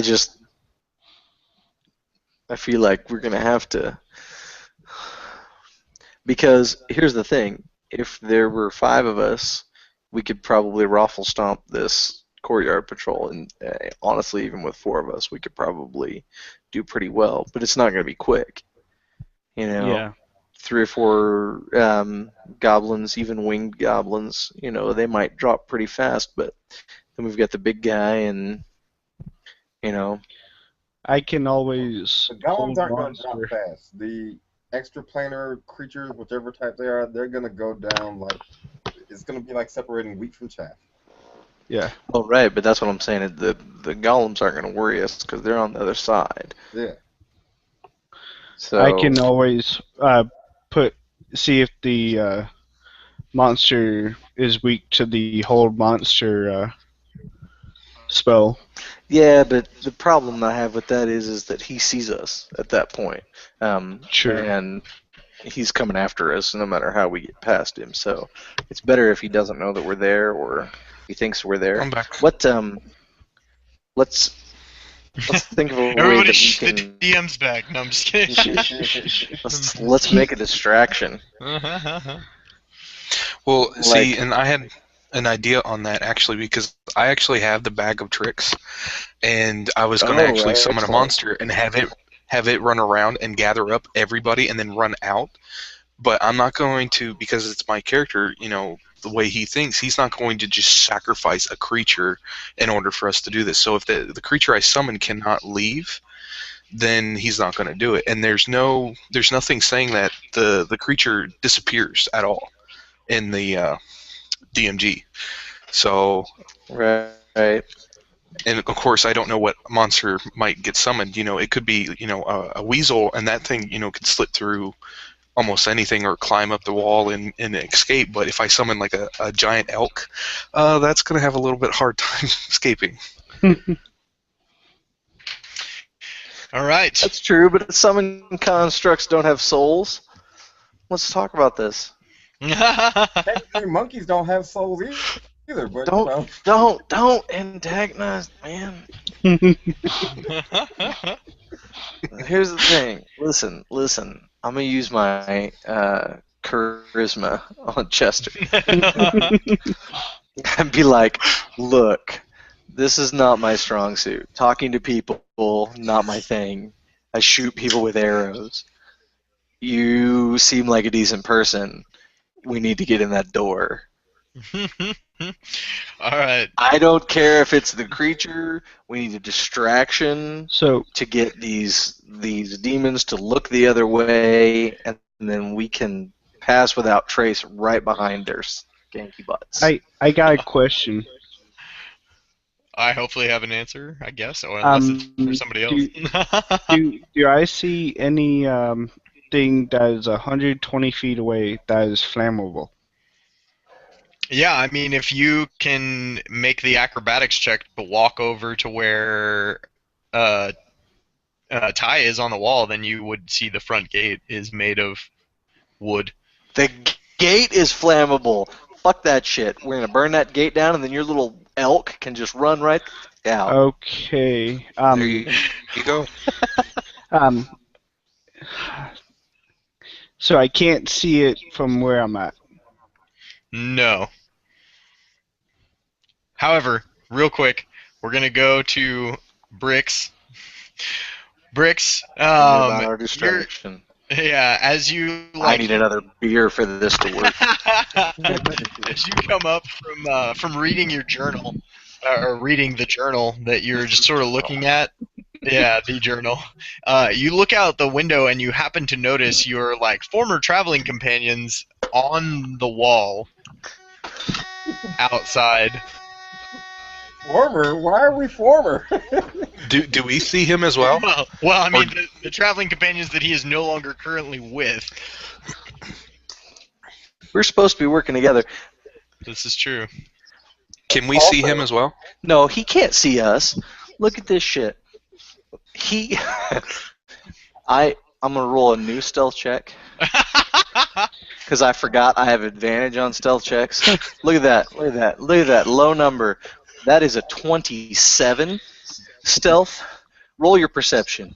You have disadvantage, by the way, because I put my hood up. Yeah, You can't see me. But the question is, didn't we leave him off into a not a corridor, but a room that was adjacent to us? What? Because he transported 280 feet to the window. He went in, unless it's on the same side that we were on. Right, but he's moved to a different room in the building. Okay. Now facing the same side that you guys have come to. Okay. I only rolled a 17, so. He can't see me. Okay, well, Mine's a you see 28. some of your former traveling companions. Maybe, I don't know. Maybe not. Maybe everybody's just invisible on this wall. I have concentrated You on this want me to roll spell. That's the stealth point of this spell. So I can see them. I turn back and look at the rest of the room. Okay. So as you're looking about the room, give me a perception check. I'm not trained in it, so. Roll that beautiful bean footage. Sorry, I hate to be the one to pull that out, but nobody can see us. Mhm. That is a 16. Okay. Um. So yeah, I mean, as you're looking around the room, other than if you want to read more journal entries, it looks like you've pretty much seen what there is to be seen here, or go out to the balcony. One of the two. All right. Your call. Um, can I do an action and then go out to the balcony, or? Yeah, yeah. I mean, we're not in like initiative order or anything All like right. that. So. So the whole library is filled with books, right? Yeah, like basically the two side walls of this room are just huge walls that tower up about 15 feet, that are just filled with books and have those like rolling ladders, one on each side. Ooh, fancy. So we would know what the name of this eye is, right? Yeah, it's the Eye of Ascension is what you're looking for, and you will definitely recognize it when you see it. So are these books listed alphabetically? What languages does your character know? I have Eyes of the Rune Keeper, which means I can read all languages. Awesome. So Ooh. yes, they are alphabetized alphabetically in Draconic. Wonderful. I look through the E's Through for the anything about the eye. Oh, okay. Um, you do actually find a book called Eye of Ascension. It's actually a fictional story though, about Oh, was from what you can tell, it's written as a fictional story about um, someone like as you're sort of it's flipping not through a the map pages where he who keeps finds it, because that would no. be too awesome. Definitely not a map of that. Mm. But it tells a tale about a figure who finds the eye, and can either use it to ascend or descend, actually. And the path to descension is significantly quicker, but also comes with power. However, apparently there is a grim price. Of course there is. Hmm.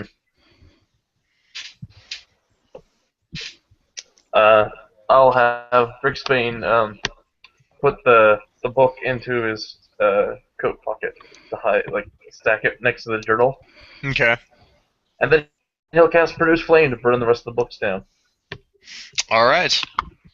Um, so about that time, those of you on the wall, you all see a fire light ablaze inside the windows of the school, like the college directly across from you.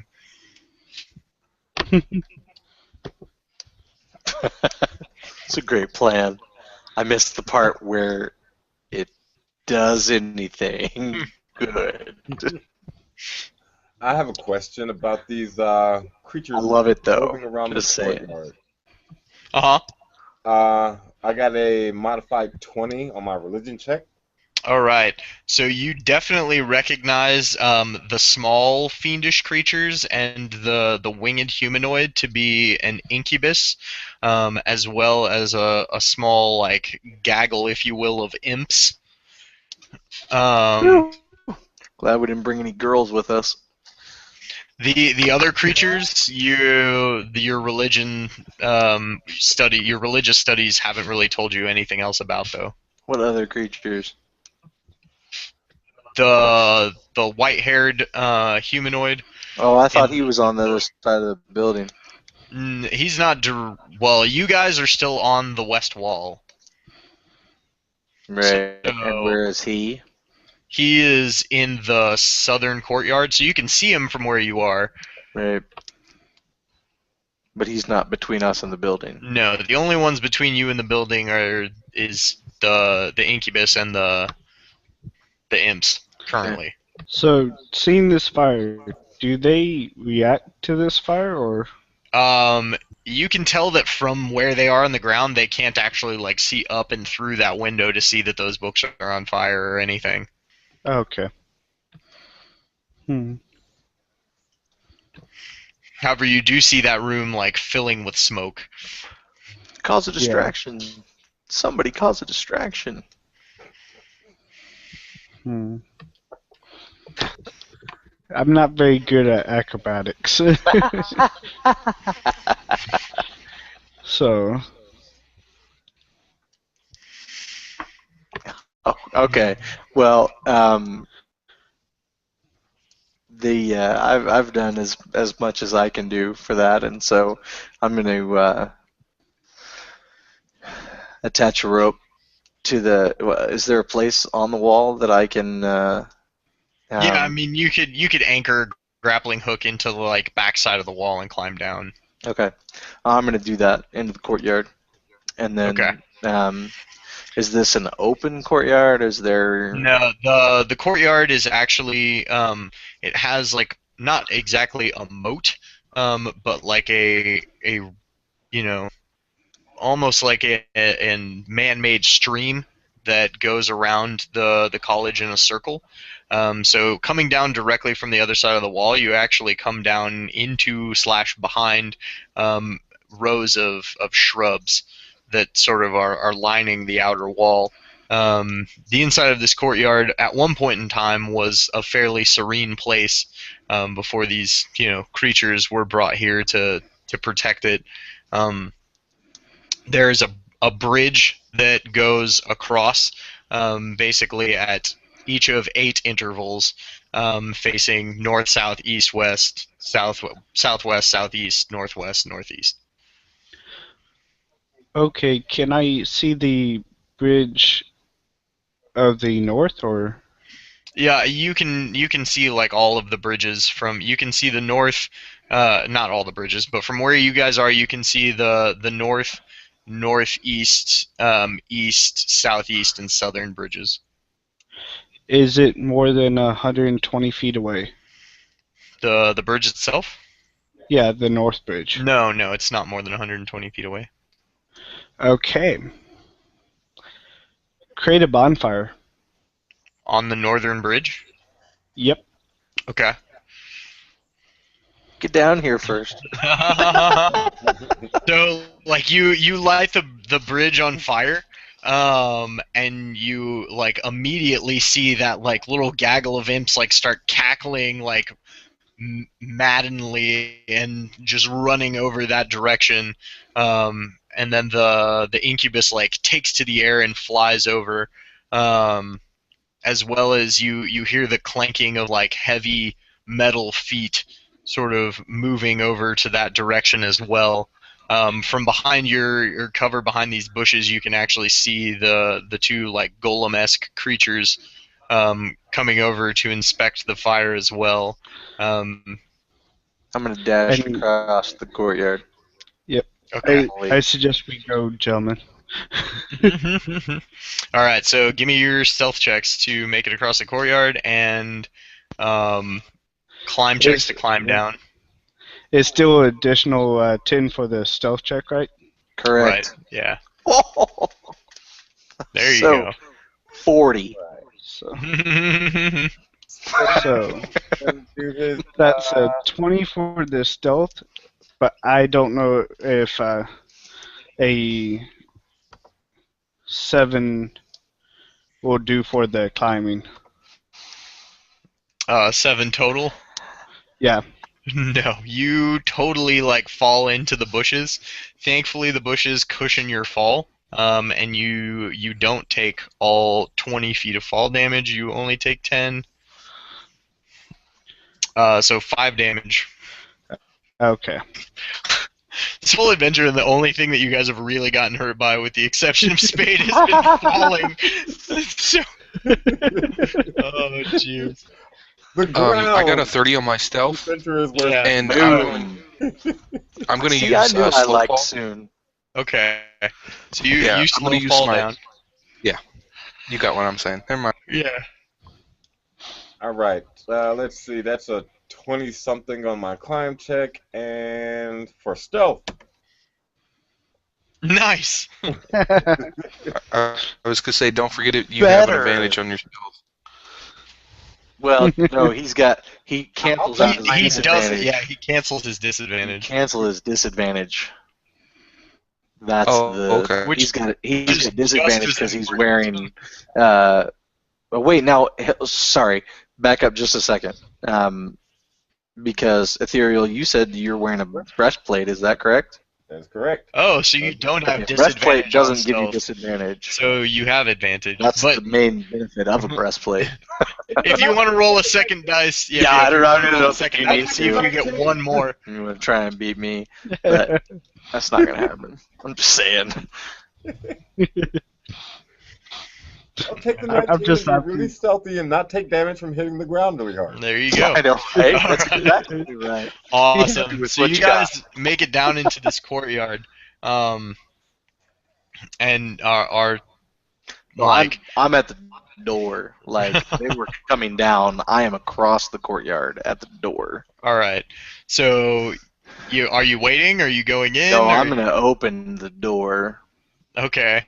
So Honestly, I would look in. Like I don't feel like I'm gonna go rushing in, but I'm gonna open the door quietly because I do everything quietly and at least look and see. Like I'm a scout. Like that's kind of that's what I do. yeah. So So you look in and you hear the like chanting of mages, and you see them sort of like in a circle around this sort of like runic symbol, or what you can kind of see from the angle you're looking at, okay. some type of symbol on the ground.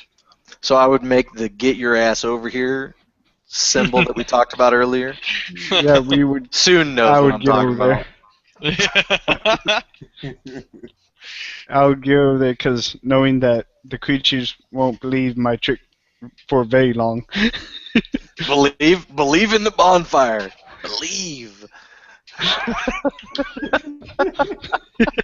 Nice. Who knows? They might start worshiping it. Fall over. That's it's a true story. Like that's a legitimate concern. But you know what? Then we'll have more minions that we can throw against the cultists.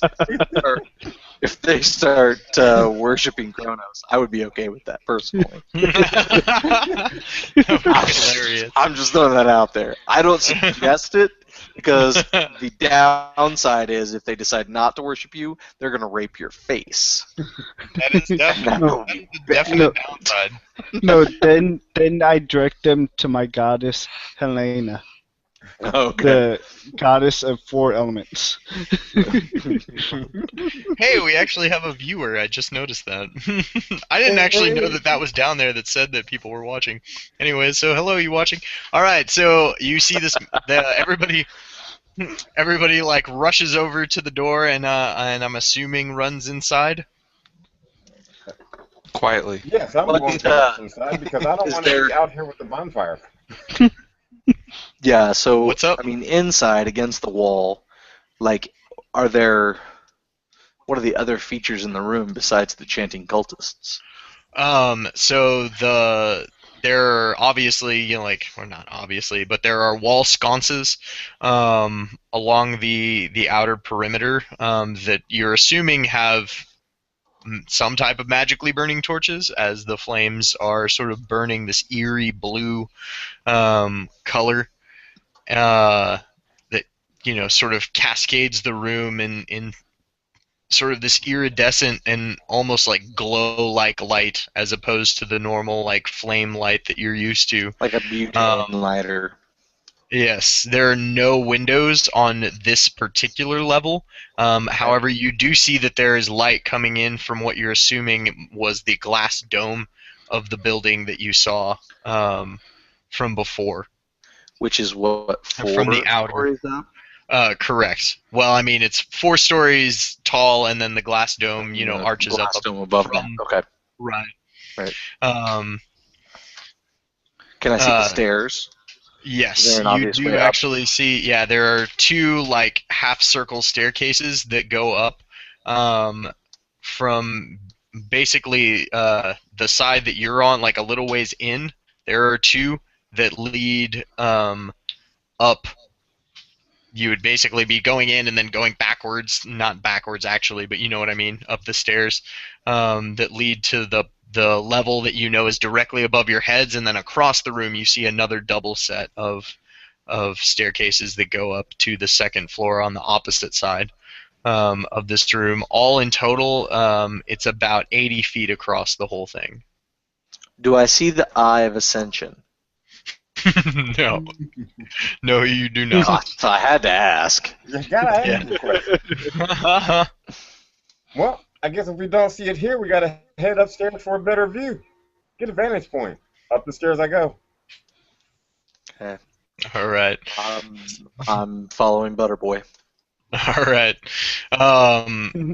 So again, this is sort of a situation of they're busy, and you're like, if you guys want to roll, you can roll. I'm good You're, at not I'm just rolling. basically counting I'm your good with passive 40. self as like, I like, yeah, I right. like 40. I'm happy Basically, with the that. minimum That's stealth the roll roll I everybody was would. looking for.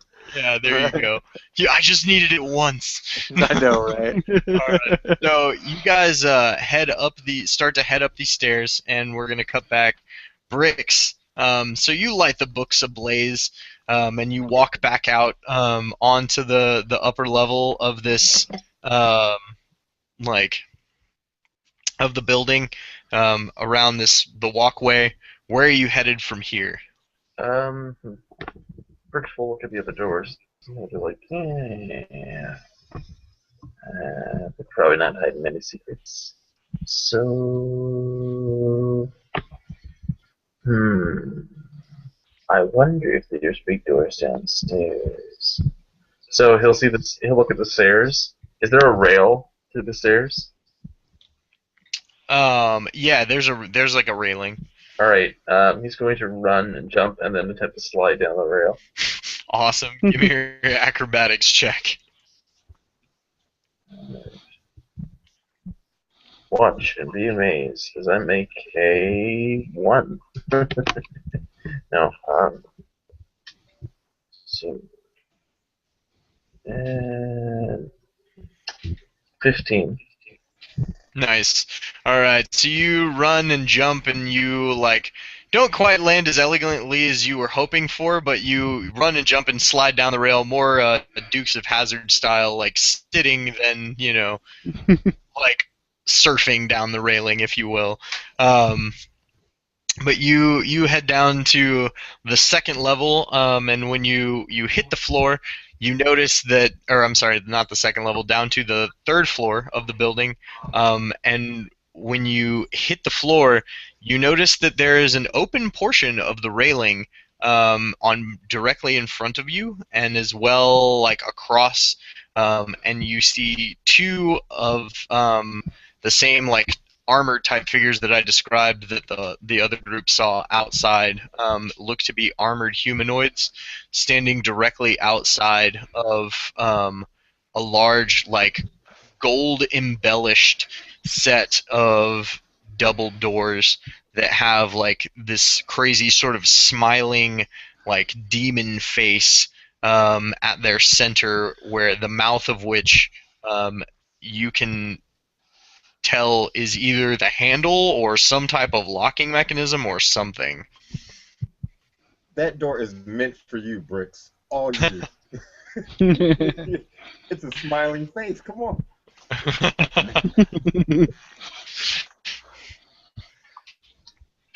So he'll see this smiling face, and he'll just start this massive grin and like. Of course, he'll see these guards and be like, "You boys ruined all the fun." And he'll move his hands, and the flames start to entwine between his fingers, and he'll just be like, "I'm afraid I'm going to melt you down for scrap, and maybe build new armor out of you." And then he'll cast a 5th level version of Fireball. Awesome. So that's 10d6. Nice. And they have to make a. They have to make a dex save, I think, for half. So. Yep. Their bonus is -1. So what's their save DC? Oh, they might have actually made it. 216. 17. Jeez. What was it? What's the DC they have to beat? You know what? This is really sad. 15. Oh, yeah, they beat it. So they take half damage. Okay, so it takes half of whatever I roll. Right. Okay. Of course they get it. As he's rolling that, do we hear the explosion up above us from this fireball? Yes, you would hear it. You would even see the explosion up above you from that fireball. You would even see him shoot the fireball because from the side that you guys went up on, he's actually across and up a level. Excellent. That's 31 in total, so that'd be So 16. I'll just call it 16 Yeah. each. Okay, cool. So you see it hit them as like the flames sort of like explode in between them, and you see a few little bits of it sort of continue to last on their metal bodies. Question. How Answer. much damage does the door take? The door would take the full 31. And it definitely looks like a lot of the gold embellishment and stuff like that has definitely been burned and tarnished, but the door does not explode open. However, you can see that like it is definitely worse for wear. That poor grin. All right, and let's get initiative from everybody.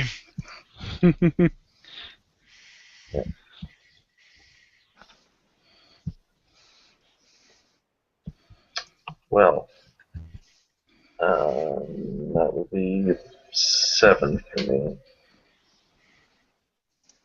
All right, yeah, everybody just throw yours in chat.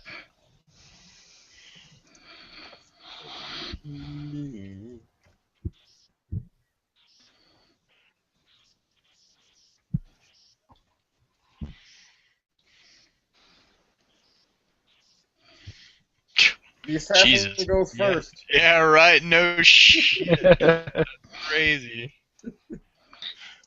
It's All ensure right. he gets that. So yeah, Ty, and you hear the you see bricks on the floor above you, like standing next to like a portion of the like that like levels, walk around that has no railing, and you see him just throw a fireball, and you like see the flames explode out from the floor directly above your heads.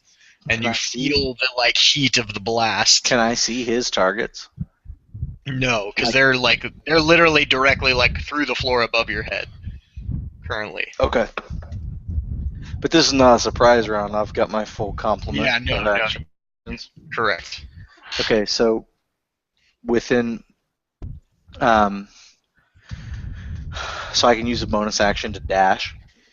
Yes. And doing that, I would move. So I have a movement of 70 feet as I'm dashing. Okay. Can I get to a straight line of sight? Yes. You can get around to where you can actually like see the like armored figures. Excellent. I'm going to attack twice Awesome. with the longbow. So we'll roll both of those with advantage. Ugh, one's going to hit, one's probably not. So one is 27, and the other is 17. 27 will hit, 17 will not. Unfortunate. So then that will... Oh, we're just doubling. Remember. Oh, but they're not at full health either. No, neither of them are at full health, so you do get your Colossus Slayer. This is going to be fun. Okay, so 14, 24, and 5 is 29. And 29 doubled is 58. Nice. Nice. So your arrow flies and you just hear this sound as it hits, like, like basically the sound that we would equate in normal life to like the tearing open of or tearing apart like by force of a tin can, or like the jaws of life tearing into a car, basically, as your arrow like crams through this thing's metal armor. And it just sort of turns, and like it doesn't seem to be like phased or shaken really by the shot, but it turns to look at you. It has disadvantage on its perception checks to see me. Unfortunately, you're not really hidden, so I know, right? um, That's the end of my turn, though. yeah. Okay, cool. So then that brings us to Sun. I believe that is you. Yes. Alrighty. I'm going to use my interact with objects this turn and reach in and pull out a fuzzy object out of this little bag and throw it Bag at the of ground. tricks. Yep. Oh, sweet. That's the giant elk, I think. I rolled an 8. Where's my... Yes, it's the giant elk. Woohoo! It forms 20... Doesn't have a soul. Yeah, it does have a soul. In my head, I'm he just has saying. a soul. But he appears 20 feet from me. I'm going to run and jump on its back and have it start running up the stairs. Because it moves faster than I do. It moves 60 feet. Nice. About how far away am I from it? How far away are you from Yeah. figures? After I did all that running up the stairs. Josh, you're assuming that we're going to get this thing. What's that? Oh yeah, that's true. It might not happen, I guess. So you guys, you run up the stairs. It's directly across from you, about 60 feet away. At that point, like as you get up the stairs, you're going up the stairs next to where Bricks is, correct? Yes. Okay, yeah. It would take you, but that's how many feet of movement do you have? I forgot. What did you say a second ago? The giant elk can move 60 feet. So I threw it 20, I moved and jumped on its back, and then it ran 60 feet. Or moved 60 feet. Oh, okay. Okay.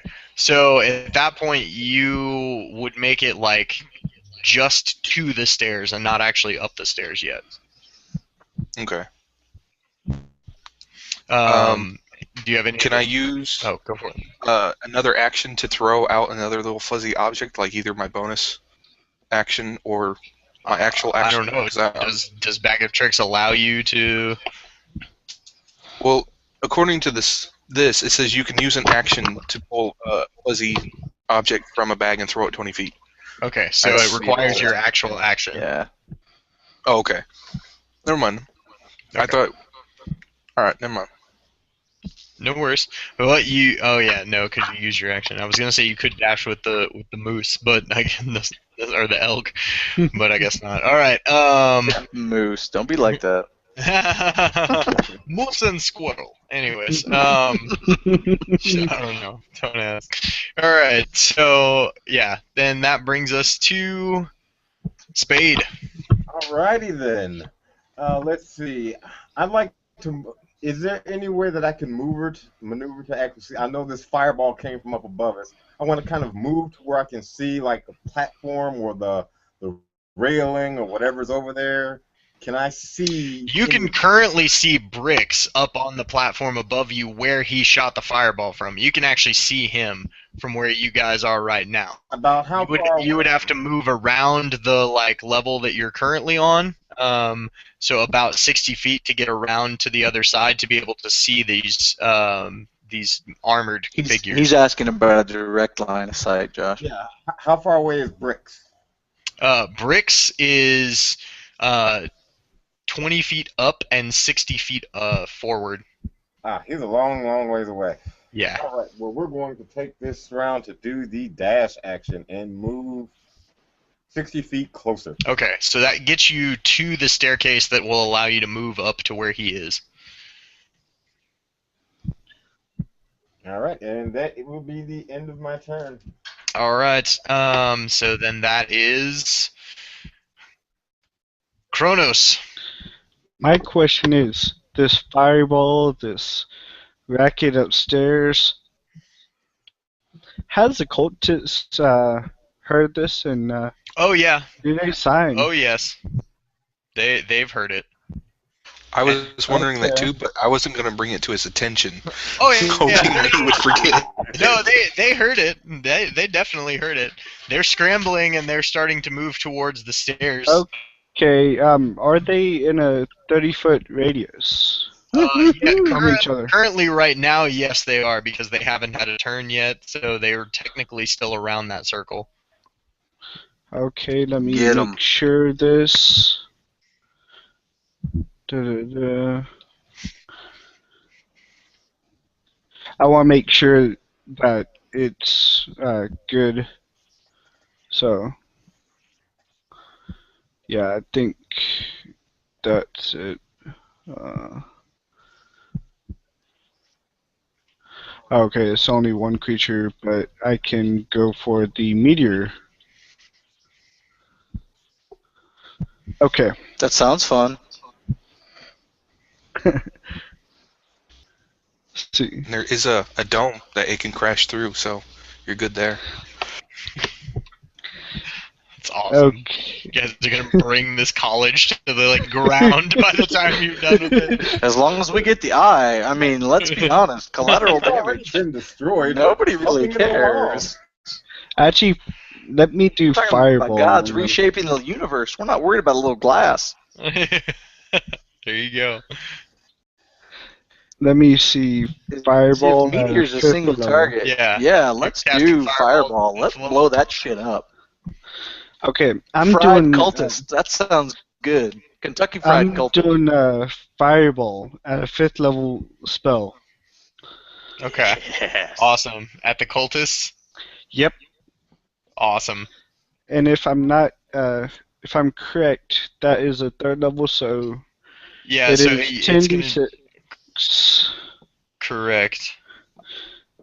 and they must make a dexterity save for half.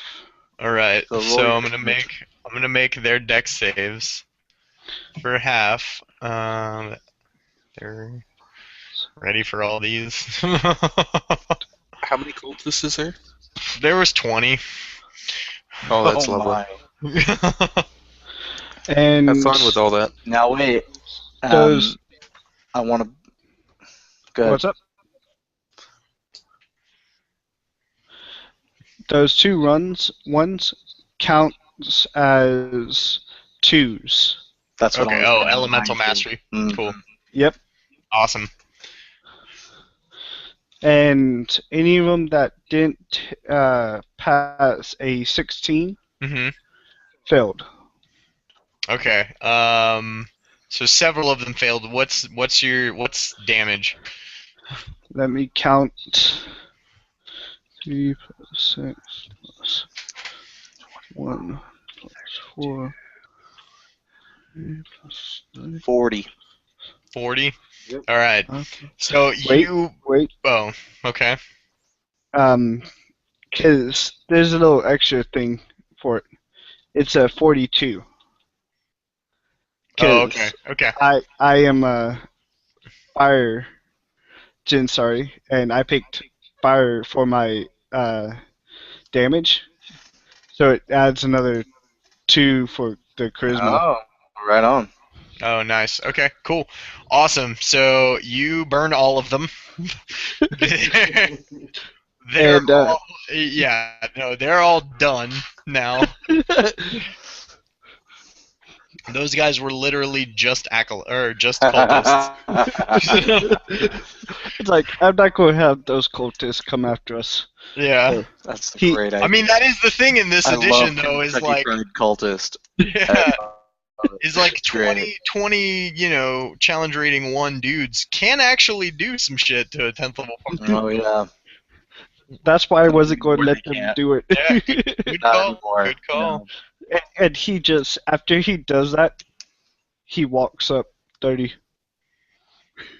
So he's like, soon. And just kind of Like home. swaggers. I love it. It's like, this feels like home. Mm. So he just walks. Everyone's burning. I feel so much better. Oh God. He Hey, was Josh, from the do I need to Brigade roll? of Fire.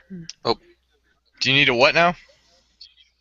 Do I need to roll initiative for the elk because it's its own entity? Like, it's its own creature, basically. Like, I don't actually control it. Okay, well then that means you wouldn't have moved. Then that means you would have waited till its Well- turn to move. Okay. I'll So- I'll do it however you want. It either acts on your initiative or we'll give it a separate initiative. Do I still get my Just- my movement and all Yes. that in mind? Yeah, Okay. I It'll mean, move you online can't then, just to you make it easy. can't ride the elk as your move action, then jump off and be like, oh, that was the elk's move action, and I move another. no, like no. you can't do that. But yes, you still That was get the your whole actions and point then of me. its actions. That was the whole point of me summoning or Right. hoping for the elk because it moved 60 feet. It can move faster than what I can. So Okay, cool. All right, so at that point, Bricks, one of these metal figures, comes charging across the gap at you through the area where there is not a railing and is just running apparently on air, but you see as it's coming closer, like ripples of force like coming out from between its feet as it gets right up in your face, but it has no other actions to take after that. And Don't shit your pants. it's yeah, This is then that's important. You it's need clean pants. That's you, Bricks. Well, I'm gonna cast the only other spell that I could do right now without. Well, all my spell slots will be used up after this. So, and I did it because I knew I had a backup plan that is not going to work now because they didn't die as soon as I hit them. So here's my plan. The description of Dimension Door is that it's either someplace I can see, someplace I can visualize, or a generalized direction. Okay. I wish to visualize I wish to visualize behind the golden door. I have no idea what it looks like, but I'm going to visualize behind the golden door. Okay. All right. hopefully you won't get stuck in the door. Nah, he's got this. He's been teleporting all over everywhere. Is there a roll for surely you can that? get behind the door? Like, how does that work? Is there a roll for that, or? It's an action, and it's instantaneous. Right. But what I'm saying is, when you're just visualizing a direction, like, and behind a thing, like, is there a roll for mishap or any of that sort of stuff? The spell doesn't specify. Oh, it doesn't. Okay. Not Well, I'm I mean, if looking. the spell doesn't specify, we're gonna go with rules as written. So you bamf to the other side of the door, and we'll get to what happened. I mean, I guess you're about to have to leave, so Yeah. we won't get to what happens there in a second. We'll go ahead and do that now. When you bamf to the other side of this door, you see, like, standing in the middle of this circle, a figure. This huge, just winged figure that appears to have, like, draconic-like scales and these huge horns coming off of his head. And as it turns, you can tell whatever this thing used to be was once a dragonborn, but has long since stopped being so, as you see this huge alien eye, like, beaming forth out of its chest. And it just stares at you. You have ended my ritual, and now you will pay. Bricks Can I- has clean pants. Can I say something in response? Yeah, sure. Alright. He reaches into his jacket, he pulls out the journal and says, "If I give you this, will you spare my life?" See? Awesome. Roll persuasion. Fuck it, why not? Let's see what happens here. Watch he gets a Roll. nat 20. Yeah, boom, crit persuade. I say roll it off dice stream because Oh yeah, I'm gonna show it. He's just rolling over and over until he gets a 20, then he's gonna show. No, I'm just kidding. That would be Oh, Dice Stream hates you. Dude, it really does. Could I possibly wait? Hold on. Can I use my inspiration for this? You Yes, can. nobody's Most used certainly inspiration at can. all. All right, so I just re-roll it or what? Yeah, just roll another d20. And Boom! Boom. Good job. That would be that. Good job. That would be 26. That's super. All right, so he sort of stops and looks at you for a second, and he looks you up and down. You have an aura about you. I heard that you were coming. I did not expect one such as you. Perhaps we can make a deal after all. And at that point, like the two like armored figures outside, like just stop, and the doors swing open.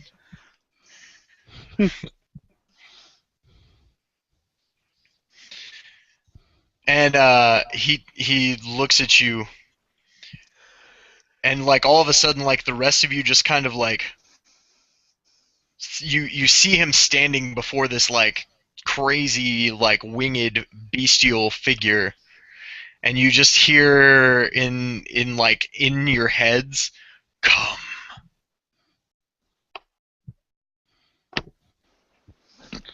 We all hear that? Yeah. Cronus walks towards it. Just like, eh. Okay. You definitely see the the alien eye thing embedded in this dude's chest is the Eye of Ascension. Oh, great. Now you know that you can send it in its current form, which is what he's asking you to do because he believes it will allow him to ascend to godhood by traveling to the astral plane. So that's up to you guys whether you send that package in that form to your god or not. To your gods, respectively. But it takes all 5 of you to actually send the item to the astral plane. I'm looking up and down, sort of examining the creature. Seeing that is a dragonborn once, but looks somewhat alien, and says, if he wants to go up, but I'm not guaranteeing that you would ascend to godhood. And I'll kind of look him over and think about, that really the gods could probably handle this idiot. And just to be on the safe side, I'm gonna give a signal to Soon that says, "Stab him before we send him up." Surely I can make a symbol like that. Shoot him in the back! Like, what? No, we didn't do that. Now, with that, I was going to do this before, but I'm pretty sure I would understand, get your ass over here. The whole, stabbing in the back symbol, would you say that would be an intelligence roll or a wisdom roll? I'm being serious here. We'll call it common sense. Wisdom? Okay, then. Yeah, it's not like. Okay, it's then not like then you're I would trying to know it because if decipher it's. the language. Well, if you were going to say intelligence, I was going to, make my character roll to see if I would, because I do have a minus in my intelligence, but I have a very high wisdom, so I will. And as a that. trickster, I feel like you would be thinking along those lines. Yeah. Yeah, or am I way off there? I'm going to say no. I do not want this abomination in my home. Spade reaches into his satchel, pulls out a loaf of bread, reaches into his satchel again, pulls out some butter, spreads it along it, takes a big bite, and with a mouth full of butter bread, says, "That's exactly why you're here now. You got kicked out of heaven because you don't make the right choices. Send them back to where the hell he came from. They can do whatever they want with him. We're spread a little thin down here. Go on ahead." And at that point, he takes the bread and walks over to the smoldering corpses that are the cultists and just starts warming the bread. They're, Um, they're on the lower level, but the door is still kind of on fire. So That works too. you can do that. Hey. Mm. Rix Go ahead. Rix will look at his companions and then up at this demony, scaly dragon guy and will say, "I think we should send him up. Because who better to strike a deal than a god of fiends like my deity, Grim.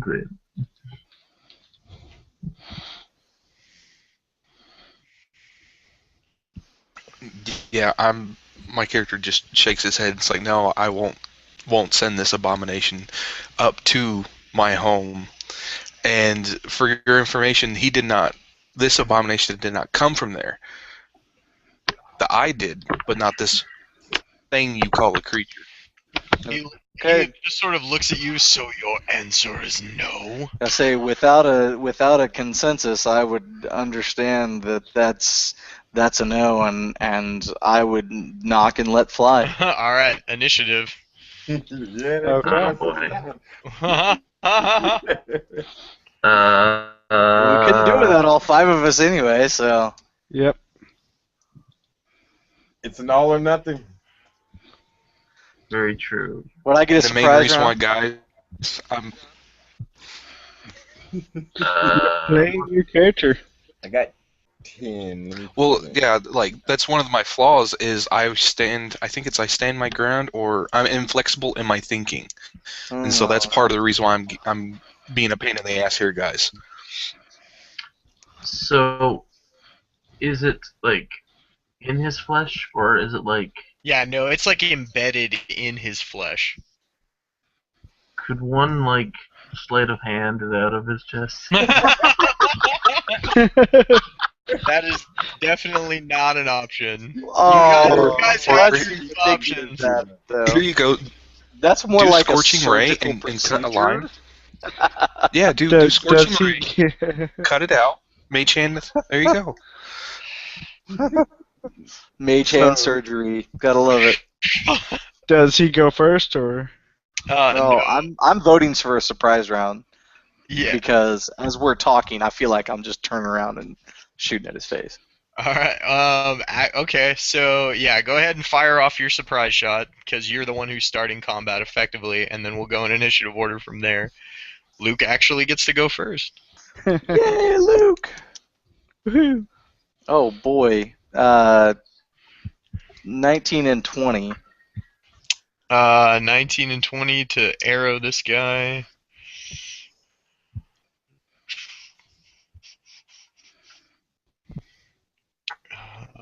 Dude, where the hell? Sorry. Oh, good. Take your time, as long as you come out with a hit. As long as it's a yes. Do That's whatever right. you want. Wait, what did you say to hit total? 19 and 20. Oh yes, both hit actually. Super.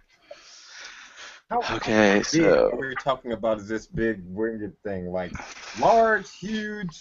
Yeah, large. Okay. So it's about 10 feet tall, roughly. oh boy.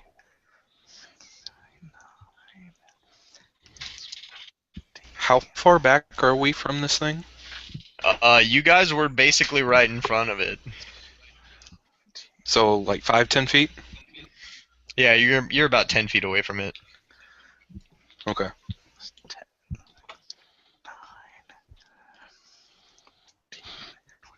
48 damage.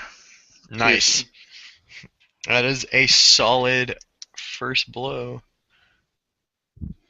And All right. first And blood is gonna is your bow magical in any Yes, way? it is. Okay. Cool. Liar. This is the bow of my family. I What changed the what name. exactly is the bow? It's a +1 Oh, it's magic just a bow. +1 bow. Okay. It's generic. I just named it. Cool. All right. So then, first up in initiative is Bricks. Ah, wonderful. I'm trying to figure out what I'm gonna do. Hold action. I hold action to teleport away again. No, I'm just. As a bonus action, I like to place my head between my legs and kiss my ass.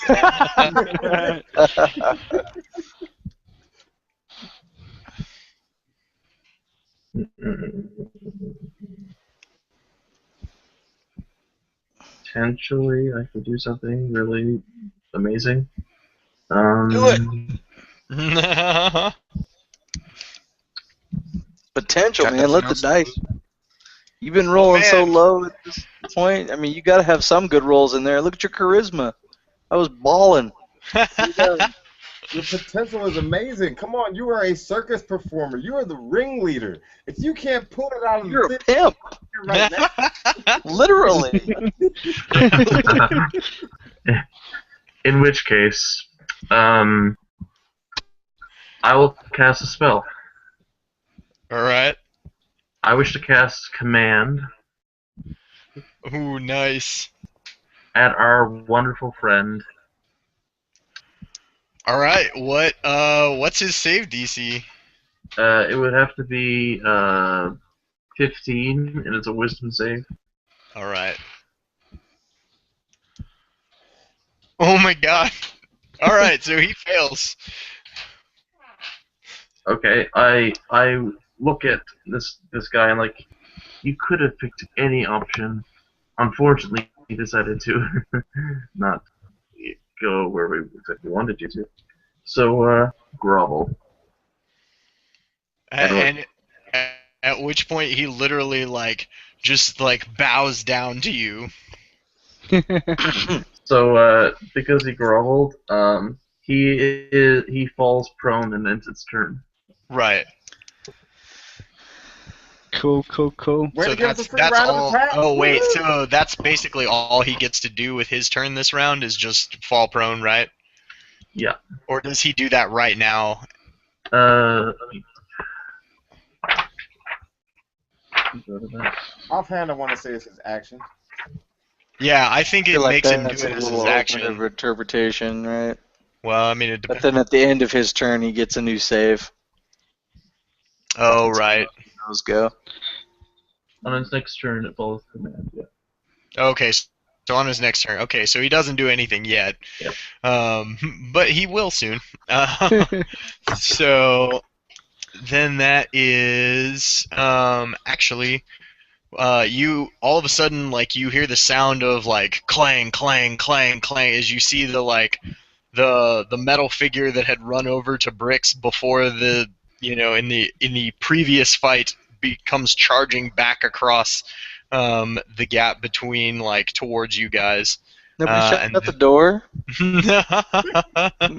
Born in a barn. The hell. Hey, you didn't shut the door either, so Hey, equal blame you know on you, what? sir. I'm looking ahead. I'm a monkey. Why would I shut a door? All So, right, You're born in a barn. Chronos, since you're up. just a quick, Kronos.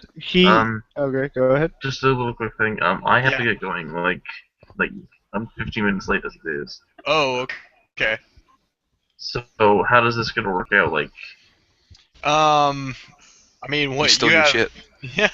No. Basically, I mean, once it's complete, I'll go ahead and you'll still get the bonuses. I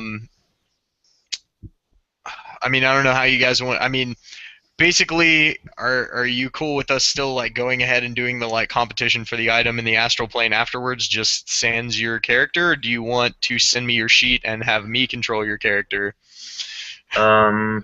I can't send you a sheet because it's a physical copy. Oh, okay. Basically, that's just the intangible benefit of, um, it's the intangible benefit of getting to make a choice about something that happens in the world, like, at the end of this whole thing. You're still gonna, like, you'll still get a cut of the magic items from the actual, like, adventure, because there will be those that you guys find after this whole thing's over. And you'll still get the boon for having helped found the item. Cool. You just wouldn't be in the competition to see if your god actually gets it afterwards. Damn. Oh well.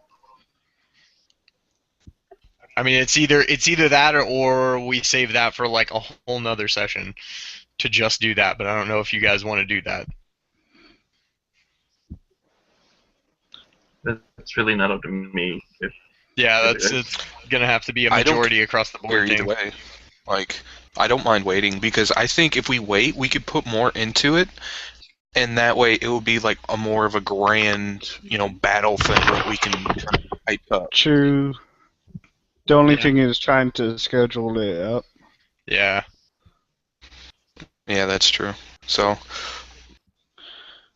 Okay. Well, I my mean, vote if everybody's yes cool, and yes. So. yeah, if everybody wants to wait, then we will figure out the scheduling afterwards, so that we can go ahead and finish the primary adventure at hand here. Yeah. But yeah.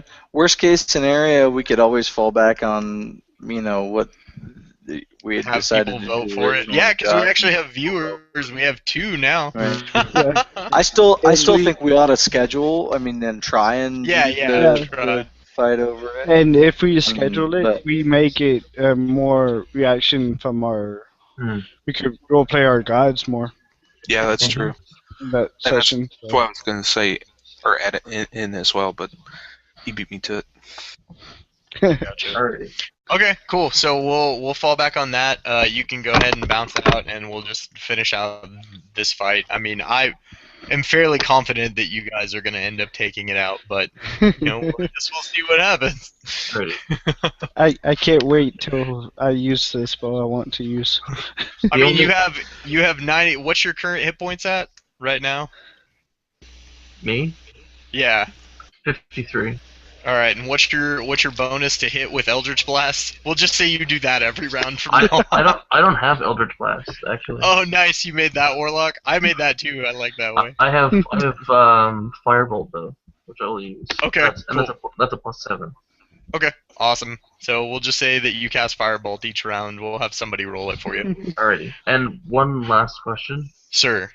Is the time in between the end of this and when we go and teleport away a short rest?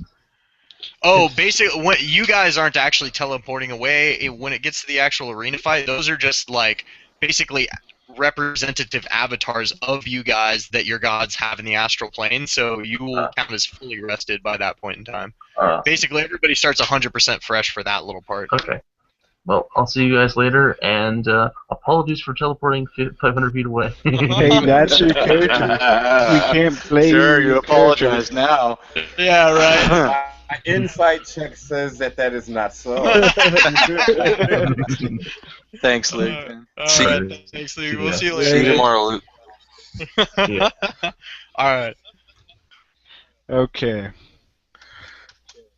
And The his character big- Bamps once again. God damn it, that Yeah, guy can't right. stay in one place. Dude, no shit. Teleporting His warlock. name should be Nightcrawler. All right. So, anyways, where were we in initiative order? Oh, right. So that's Kronos. Do it to it, brother. Okay, I'm going to spend 2 sorcery points to quicken spell the immolation Uh huh.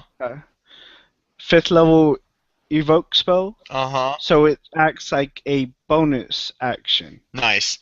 Are you doing that to him or one of the armored guys? to him. Okay.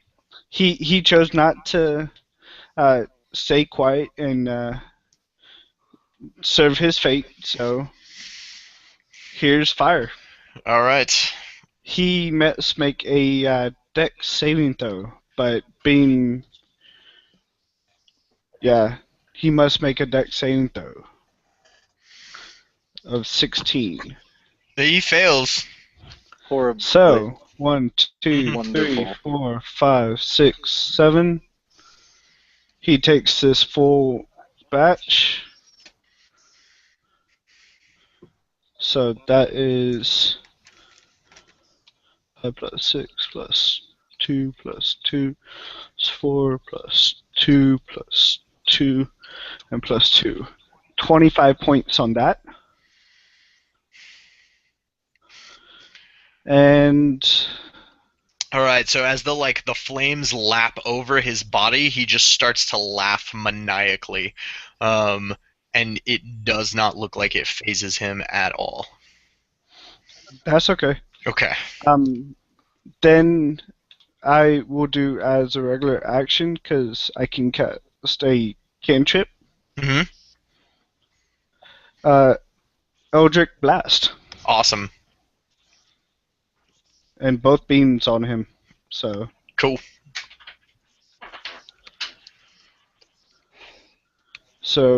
that is a 25 Oh, nice. and a Nice. 26. Crit. Awesome. So here is the. Let me make sure I get this right.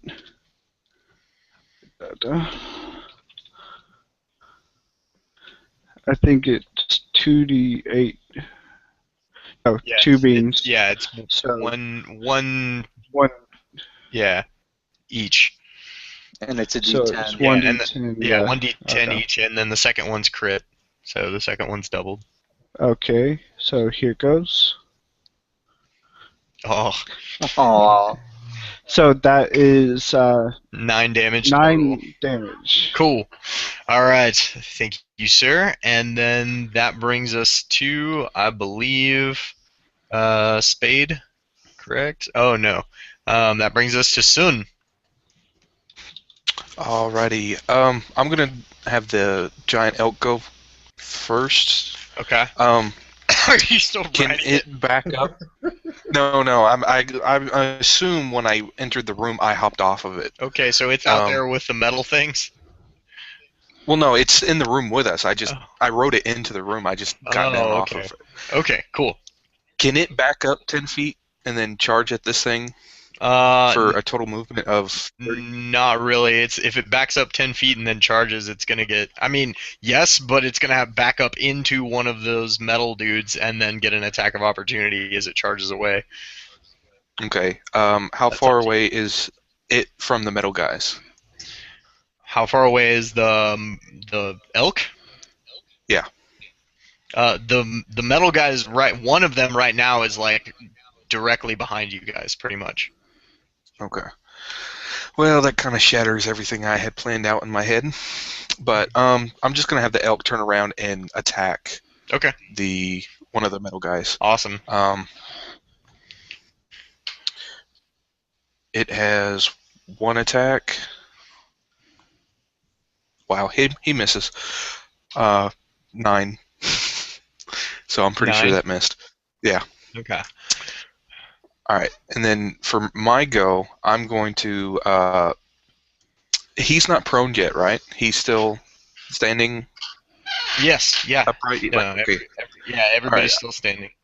All right, I'm gonna move up and spend the key point to do flurry of blows, so I get 4 attacks, Okay. and then I'm going to do the first one as a stunning attack. All right. Or I should roll and see if I hit first. Yeah. I'm assuming I do since it's 19, and then all Yes, my you did. bonuses. Okay. So what's he his needs DC. I believe it's 16. Okay. He passes. Ah, bummer. Okay. So the second attack, I'm going to. Well, roll your damage. All right. I gotta scroll all the way back up the character sheet.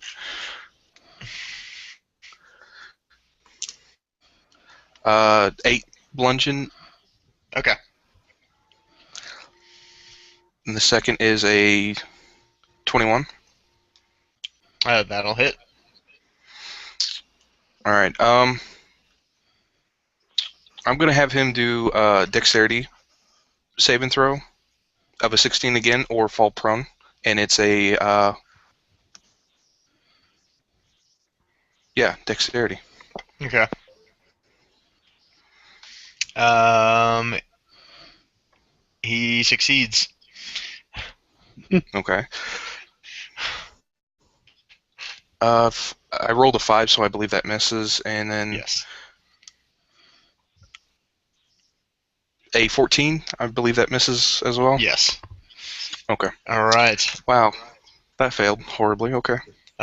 So the other metal creature comes like around and through the door behind you guys, and goes to like slam into your moose that's basically like, or your elk, sorry, that's basically like blocking the doorway. Um, so here's its 2 attacks. AC 14. Yeah, those are both hits. And it does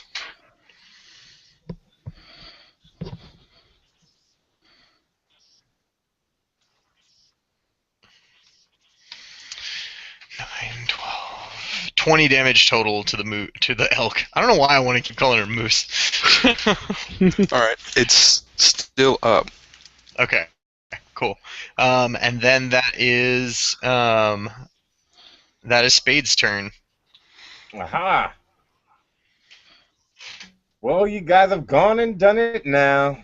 Oh All no, right. I'm sorry. I'm a liar. I skipped Ty. I'm sorry, bud.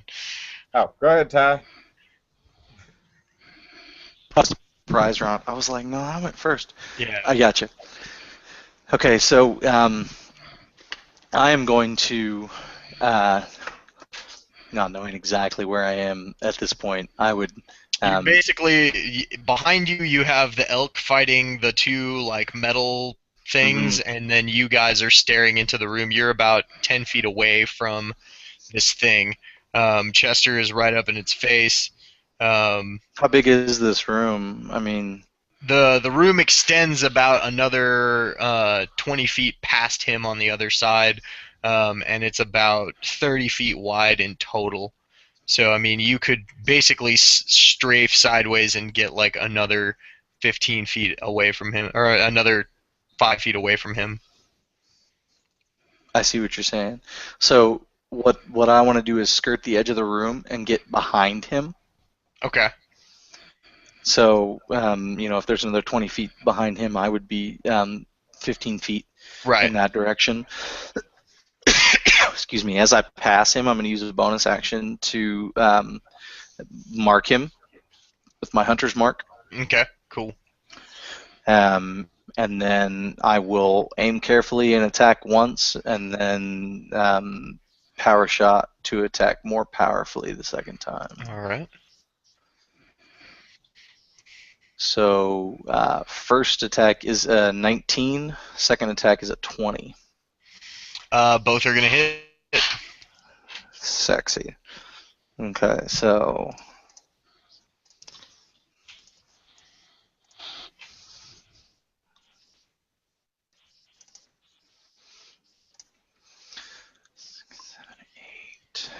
and 10, 18, 20, 21, and 15 is 36 piercing damage. Awesome. And did you do the Colossus Slayer on both of those already? Yes, but I didn't add up all the dice. So right? Like, help me if I'm wrong here. I screwed that up. So that's 18, 21, and 5 is 26, plus 15 is 30, 41. 41 piercing All right, damage. yeah. So you totally 2 arrows right into this thing's like back, as it like howls in pain. And now it's Spade's turn. Ha! Well, you guys have gone and gotten us into a deep fried mess now. I've got all this butter on me and this fire dude standing right in front of me. Really? You want me to go and fight this guy? You know what? Dragonborn fricassee is on the menu tonight. Get it. Sprinkle some seasoning on it. Oh, I plan to. Let's see. First thing I'm going to do as part of the tenderization process is I'm going to, as a bonus action, cast Thunderous Smite. Then I'm going to walk up to him and deal a couple of dolorous blows. Let's see here. Let me bring Dice Stream back up. And I'm going to take 2 attacks. Awesome. Go Gadget Dice Stream. Oh, All right, the first one misses, but the second Wow. one hits. Yeah. Oh yeah. Critical awesome. All right, so that's 2d10 plus Thunderous Smite does some d6s in there somewhere. It does a thing. You know, damage. It I want to has say it's some. 2d6. I had it a second ago. For some reason, I'm on Paralyzed right now as opposed to the spell that I had. It's all good. All right, so 2d10 plus... Come on. the critical rules are different, remember? Yeah, So this. roll your regular damage and double it. Yeah. Yeah. Well, I have to remember what the damage is for... Thunder Smite. Oh, for Thunderous Smite. yeah. Which is, yes, it is 2d6 thunder damage. Okay, awesome. All right. And you have to make a strength saving throw or be pushed 10 feet away and knocked prone. Nice. All right. So his strength save.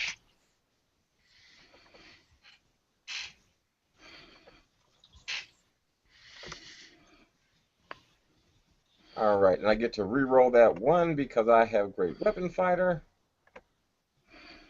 4. I love the fact that I rolled double 6s. There we go. 10, 16, plus 5 will bring me to 21 points of damage. If you need me to break those up for you, I can. 20. No, that's fine. 21 total. Yep, 21 total. I only hit him once. All right. So awesome. And I think he passes his strength save. What was the DC? The DC is 4 plus 4. Can I beg to 16. differ? Look, with a double damage and a double 6, you can't possibly have less than a 24. Oh yeah, because you would double the damage from. Oh, that's right. So that So would be 21 is your 42. normal damage. It'd be 42 damage. Yes, Yes. my apologies. No, My no. apologies. That's alright. I just don't want you to sell yourself short here. You buttered his shit. I appreciate that. You buttered your. That's slick. I mean, But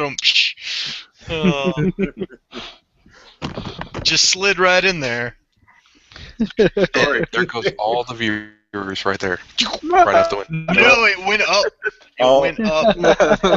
Oh, they Go love back the down butter. if somebody throws in there. That's what he said, you know. But No, we now have 2 viewers. They love the butter.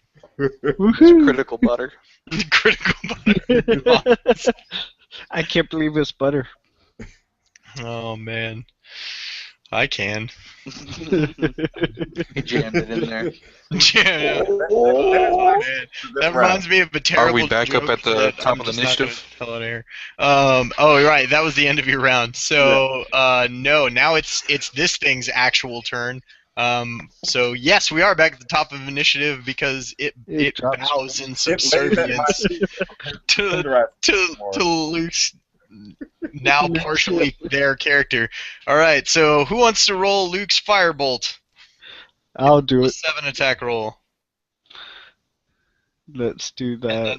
2d10 damage afterwards, if successful. 17. Yep, that'll hit. 1, 2. Wait, 17 total or 17? 17 total. Oh, okay, no, that's not a hit. I'm sorry. So then Oh, Oh, that's but you have advantage Right. because it's prone. Yeah. Actually, no, you have disadvantage because it's prone and it's a ranged attack. Oh yeah, it's only immediately do we get advantage. So yeah, it's a miss. Okay, so he goes a miss. Yeah. All right. So Luke misses with his fireball, with his ghost fireball, and then that makes it Kronos. Your turn. Okay. This will hurt him somewhat, as meaning just not really hurt him, but cosmetic hurt. Cool. Because he will do as a bonus action, turn 7 of his points to get a 5th level spell slot back, Awesome. and do chromatic orb Oh, nice. As a 5th level slot. as a 5th level slot, Very and nice. it'll be cold, I Awesome. believe. That's cold, man. That's cold bleeded. So let's roll that. Hopefully this will hit. No, it does not. Use your inspiration. I use my inspiration. You can use your inspiration. Does a 18 hit? An 18 does hit. Wow. Okay. That's good because I believe 3d8 plus another 4d8 equals 78. Yep. There you go. 78 cold damage.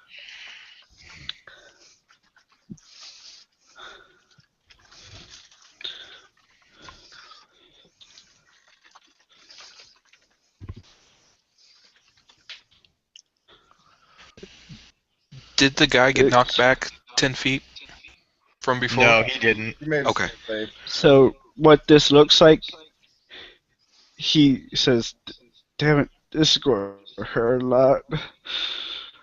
And he prays, somewhat says to his goddess, "Give me the power of cold."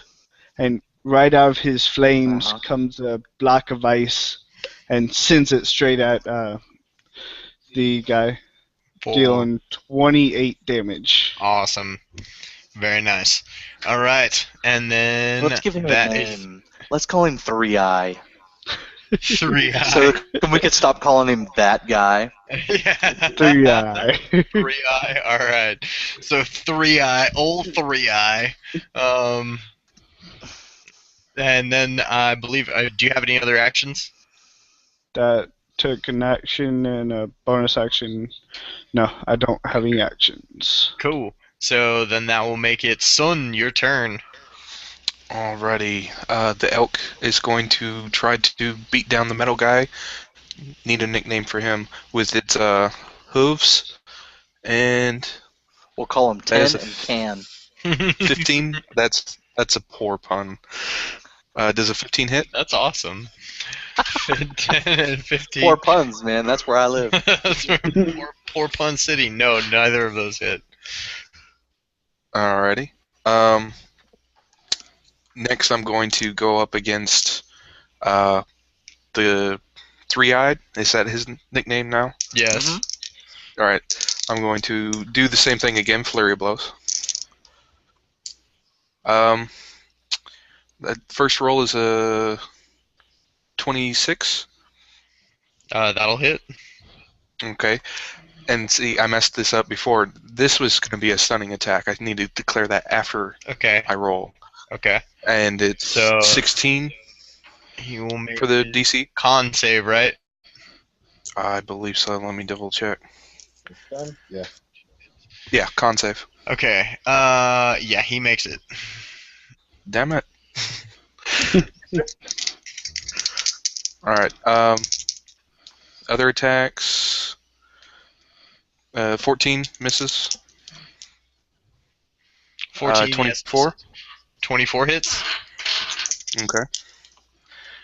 And oh, that's 18, so that's another 26. 26. Okay. Cool. That'll also hit. Um, So 3 successful hits. Go ahead and roll your damage.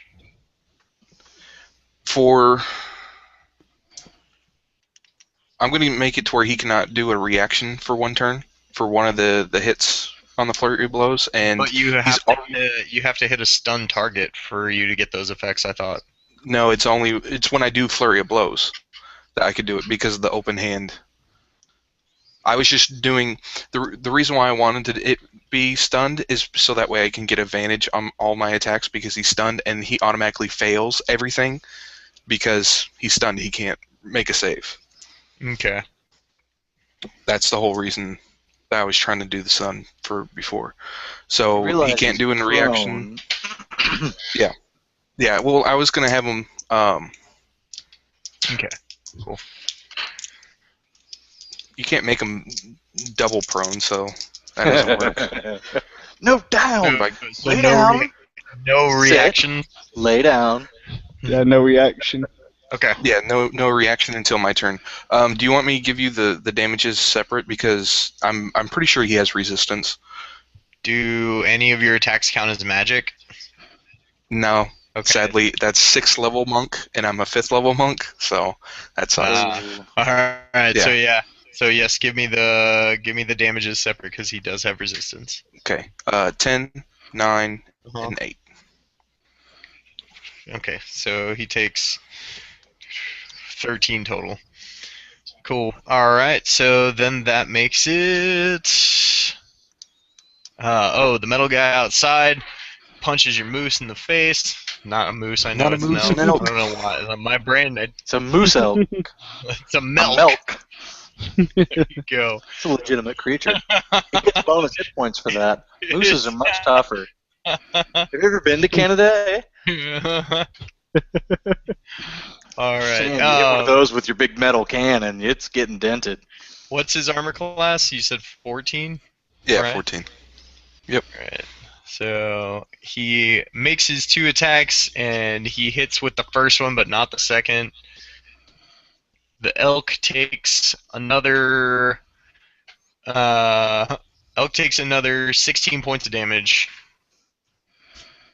Yeah, it's still alive. Nice. Yay! And then that'll be tie. Okay. Here's my thing.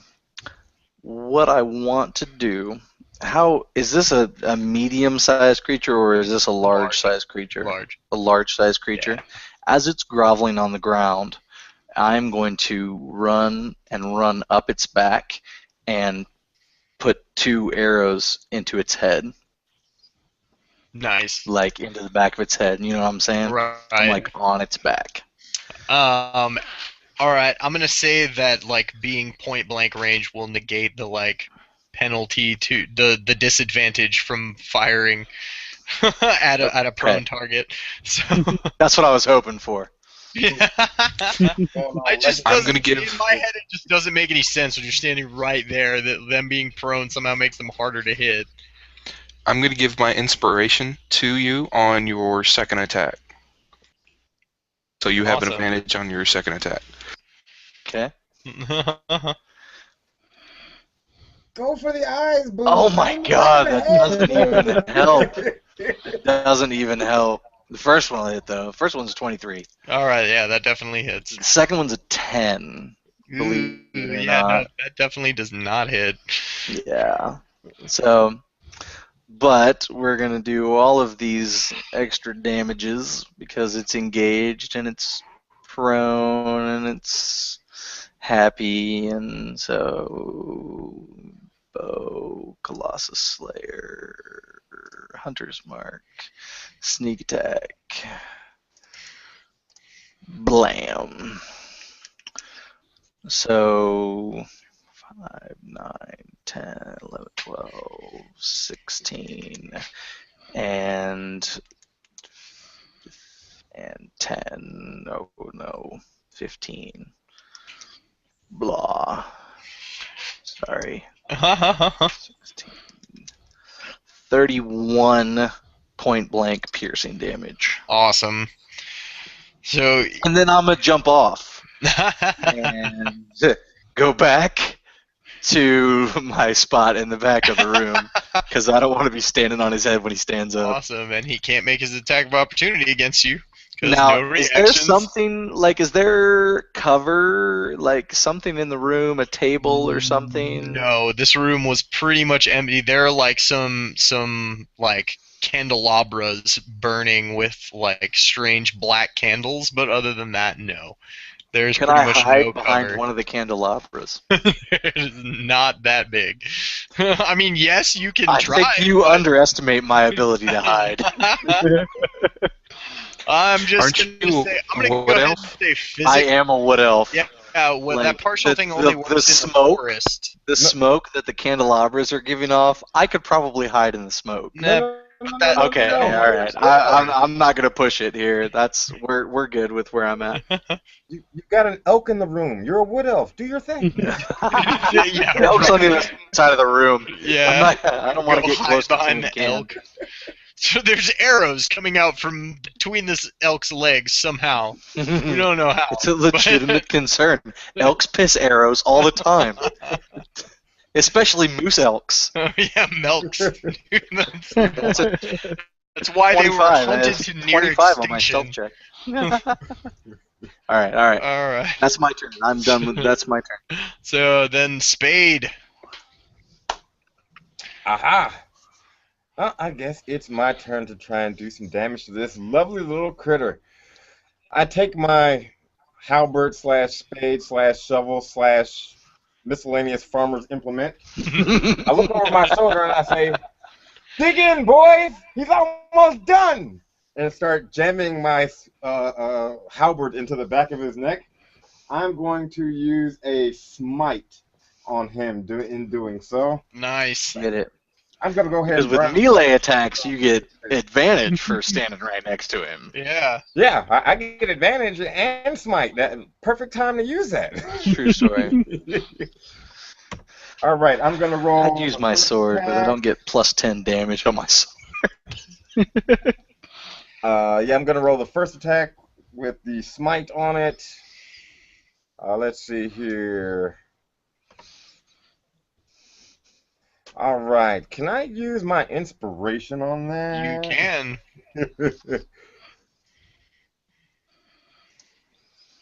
Well, that still just lets me re-roll one, not re-roll the whole Yeah, roll. right. It just lets you roll one extra die. That's still better than before. There you go. All right, that's a 19. And that AC. will hit. All right. So, does he qualify as either undead or fiend? He does qualify as a fiend. Aha, excellent. So, this is going to be a lot of damage. Get it? Well, let me go ahead and roll my second attack first to see if I can roll all of these at once and get all the damage out of the way. And I do get to roll this one at advantage because he's still prone. Yay! I'm fairly certain that a 25 hits. So, 2 weapon hits, that's 2d10s, plus 3d8, plus another 1d8 because he is a fiend. So, 48 Nice. damage. Alrighty then. There you go. So 12, 17, 25 plus your strength modifier twice. 25 plus 10, so 35 damage. Nice. Very Nice. nice. Cool. All right. So I mean, he looks like he is like at the edge of death, basically at this point. And that actually makes it his turn. In which case, he gets up and gets his probably one round of attacks before he's done for the night. But Does he he get basically, what's up? When you stand up, you don't get the attack of opportunity or anything like that. No, not in this edition. Yeah, it's only when you move away. Although that you have Sentinel, don't you? I do. And I it's, do as well. yeah, and it's anytime. No kidding. Yeah, and it's anytime anybody moves inside your threatened area. So that is movement within your threatened area, standing from prone. So you would both get an attack of opportunity at that point because of Sentinel. I only hit AC 16 though. Mine's 20, not natural. All right, the 20 will hit. And what was yours? 16. 16's a miss, unfortunately. 7. 7? All right. So he takes a little bit of damage, and then he attempts to stab into you with this burning like pitchfork that he just like summons into his hand. So he'll make his first attack against Sun. What's your armor class? 18. 18, correct. All right. So If you is a crit me miss. again, It's a I'm gonna nice be mad. roll. Just saying. And then he attempts a second stab into Spade. Oh my! Why He did it didn't roll crit 2? you the first time. Well, here. One die this time. There you go. So, and that will hit. Stick a fork in me. I'm done. He crit Spade the first time. Yeah. Oh no, there was another game where he got like that I was running where he got critted like every time something hit him. Oh, It was I that's think three is what he's referring. times in a Yeah. row is what I was Yeah, 3 getting at. different Like, times in a row he got critted it was bad. on dice That's a stream. game. So like there was no way for me to cheat Wow. right. it. Oh man. Okay. All right, so there you go. So that's gonna be 19 points of damage. And then he swings around with his tail and attempts He has a to tail? take you. Yep, he has a tail. And attempts to take you to the ground, Sun. He will hit. So you need to make a Constitution save for me. Ah, bummer. I was hoping you'd say Dex. I know. 14. 14. All right. So he like basically like snatches you up with his tail and like slams you into the ground and then stabs you with it. Oh. Ow. So you take.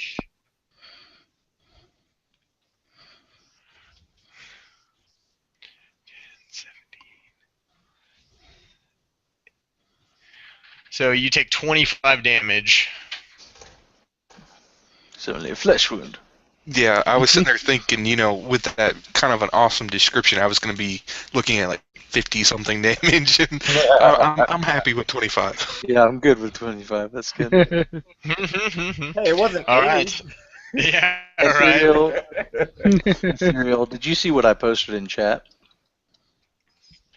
Yeah, I got you. Appreciate it. All right. So, and then that will make it the last little metal dude's turn, who's gonna take some more swings at the elk. We'll say it correctly. I almost said moose. I'm Oh, so proud of you. Totally. Oh,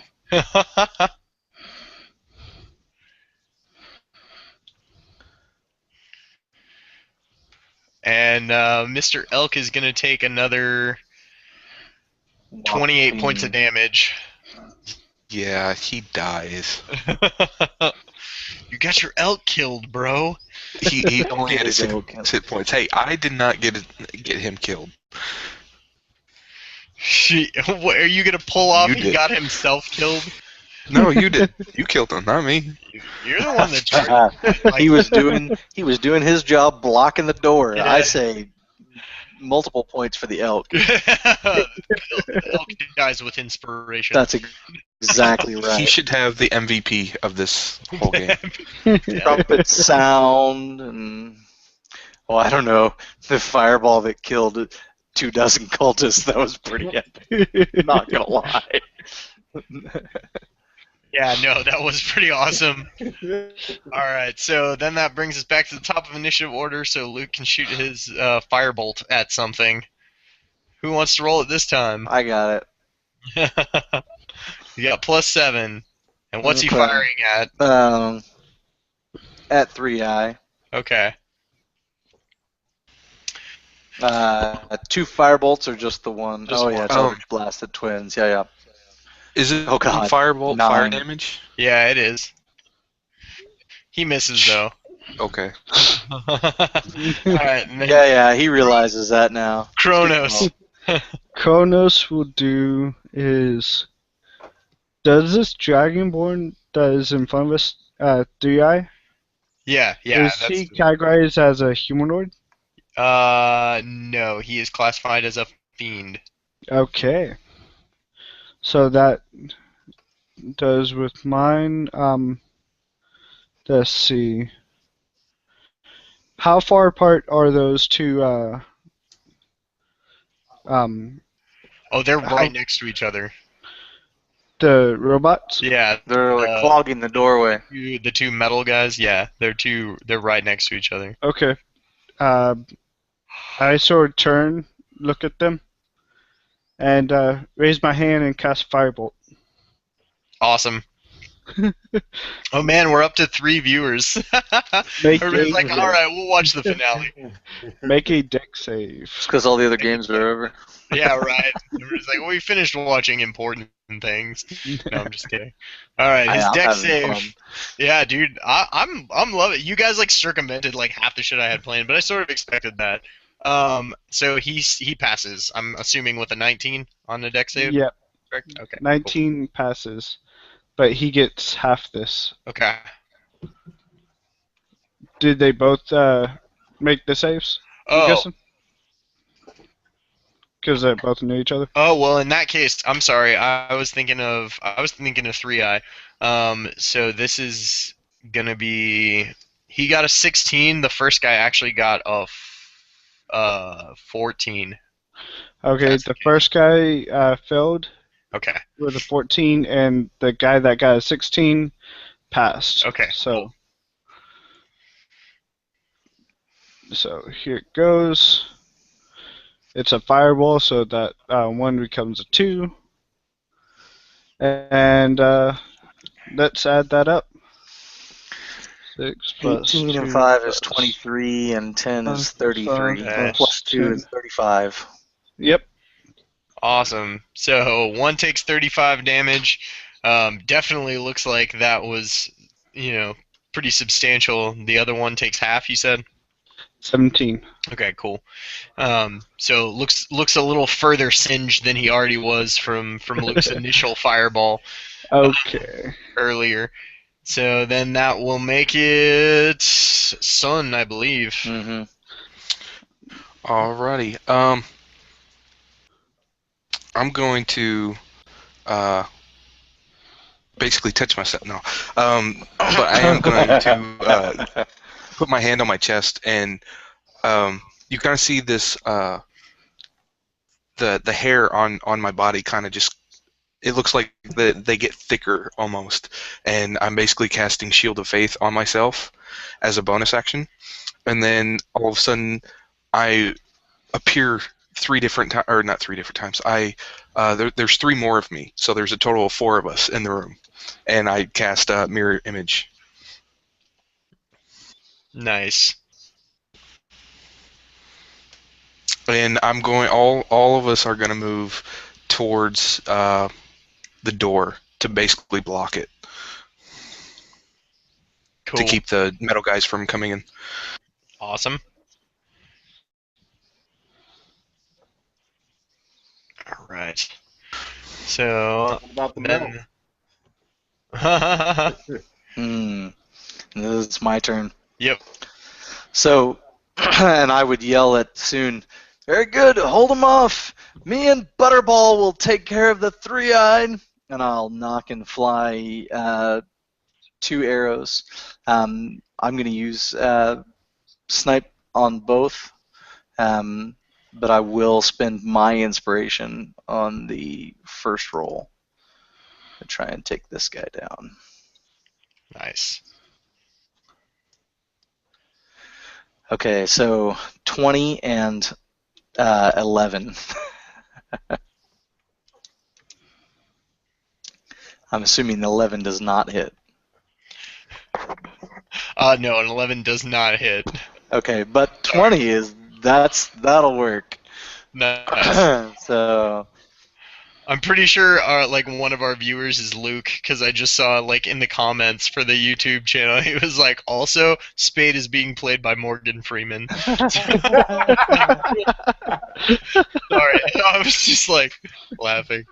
Anyways, all right, so it's a 21 will hit. okay. So Sneak Attack and Hunter's Mark and Colossus Slayer combine for 12, 18, 19, 26, and 15 is 41 piercing damage. Oh yeah, he's done. To the back. How would you describe how you end this 3-eye? Well, as he swung around with his tail, this was his first successful attack, right? We've just been beating this guy around. Yeah, so he swings around with his tail. Opportunity to attack. I know, right? Pummels Soon and stabs him with his tail, and Soon beefs him up and goes to handle his things. And so as this guy is like, looking down, he rears up to focus on Spade, and you see this barbed arrowhead just emerge from between his two upper eyes as the liar takes him right through the back of the head and fixates there, and his eyes lose their glimmer and glow, and he just falls to the floor. Awesome. And after he falls to the floor, you start to see like sort of the fiendish thing that he's become almost start to like sort of melt away until afterwards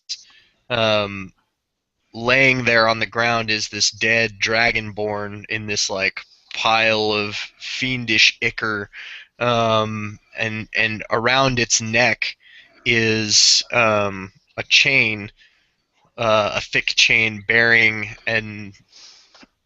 a large golden eye on it, and you immediately recognize that it glows with the spark of Ramuk's radiance. Excellent. And this is the Eye of Ascension that you've been looking for. Are the constructs still alive? Or are they still animate? No, they're still alive, but they've stopped fighting. Okay. I assumed as much since when we passed the charisma check before. There you go. Victory! Right. So you ascend. Yes, you ascend, and then you guys pillage the rest of the college, which I'll go into what you guys find and stuff in the reliquary. I can't even say that word right now. Reliquary? Yes, thank you. Reliquary is where we're going with The that. most important part of this whole thing, though, is did I get my Dragonborn butter? Dude, it's laying. Dragonborn butter. It is all over the ground. You can have demonic dragonborn butter. That is an excellent spice. That's intense. So I would also like go. the hottest curry you've ever eaten before.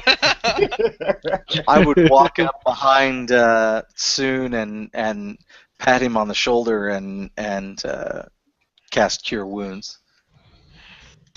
Yeah, Soon's gonna be sitting there crying over the elk that died. Don't cry. So Wait, Don't is the cry. body still there? It's not very manly. yeah, well, it from what it says, it basically comes into existence and it's there forever. Like it never goes away. So and No, at it the dawn, I literally- could summon 3 more. Yeah, Bag of Tricks literally just make shit. Like you just make things. Little animals mainly. Yeah. Don't let it fool you. Oh, it's no. not Satan.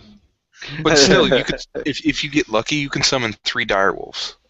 Yeah. Dinner! And then what if you Yeah. eat them? That's right. But I mean, we got butter. We can. I mean, It may be I feel like What's for we can dinner? honor this elk. Buttered I feel wolf like we steak. can honor this elk by making jerky. And then he will continue to sustain us long after he's left this realm. Anyway, you gain 15 hit points while you're mourning. Thank you. Very cool. Well, you guys defeated Three Eye.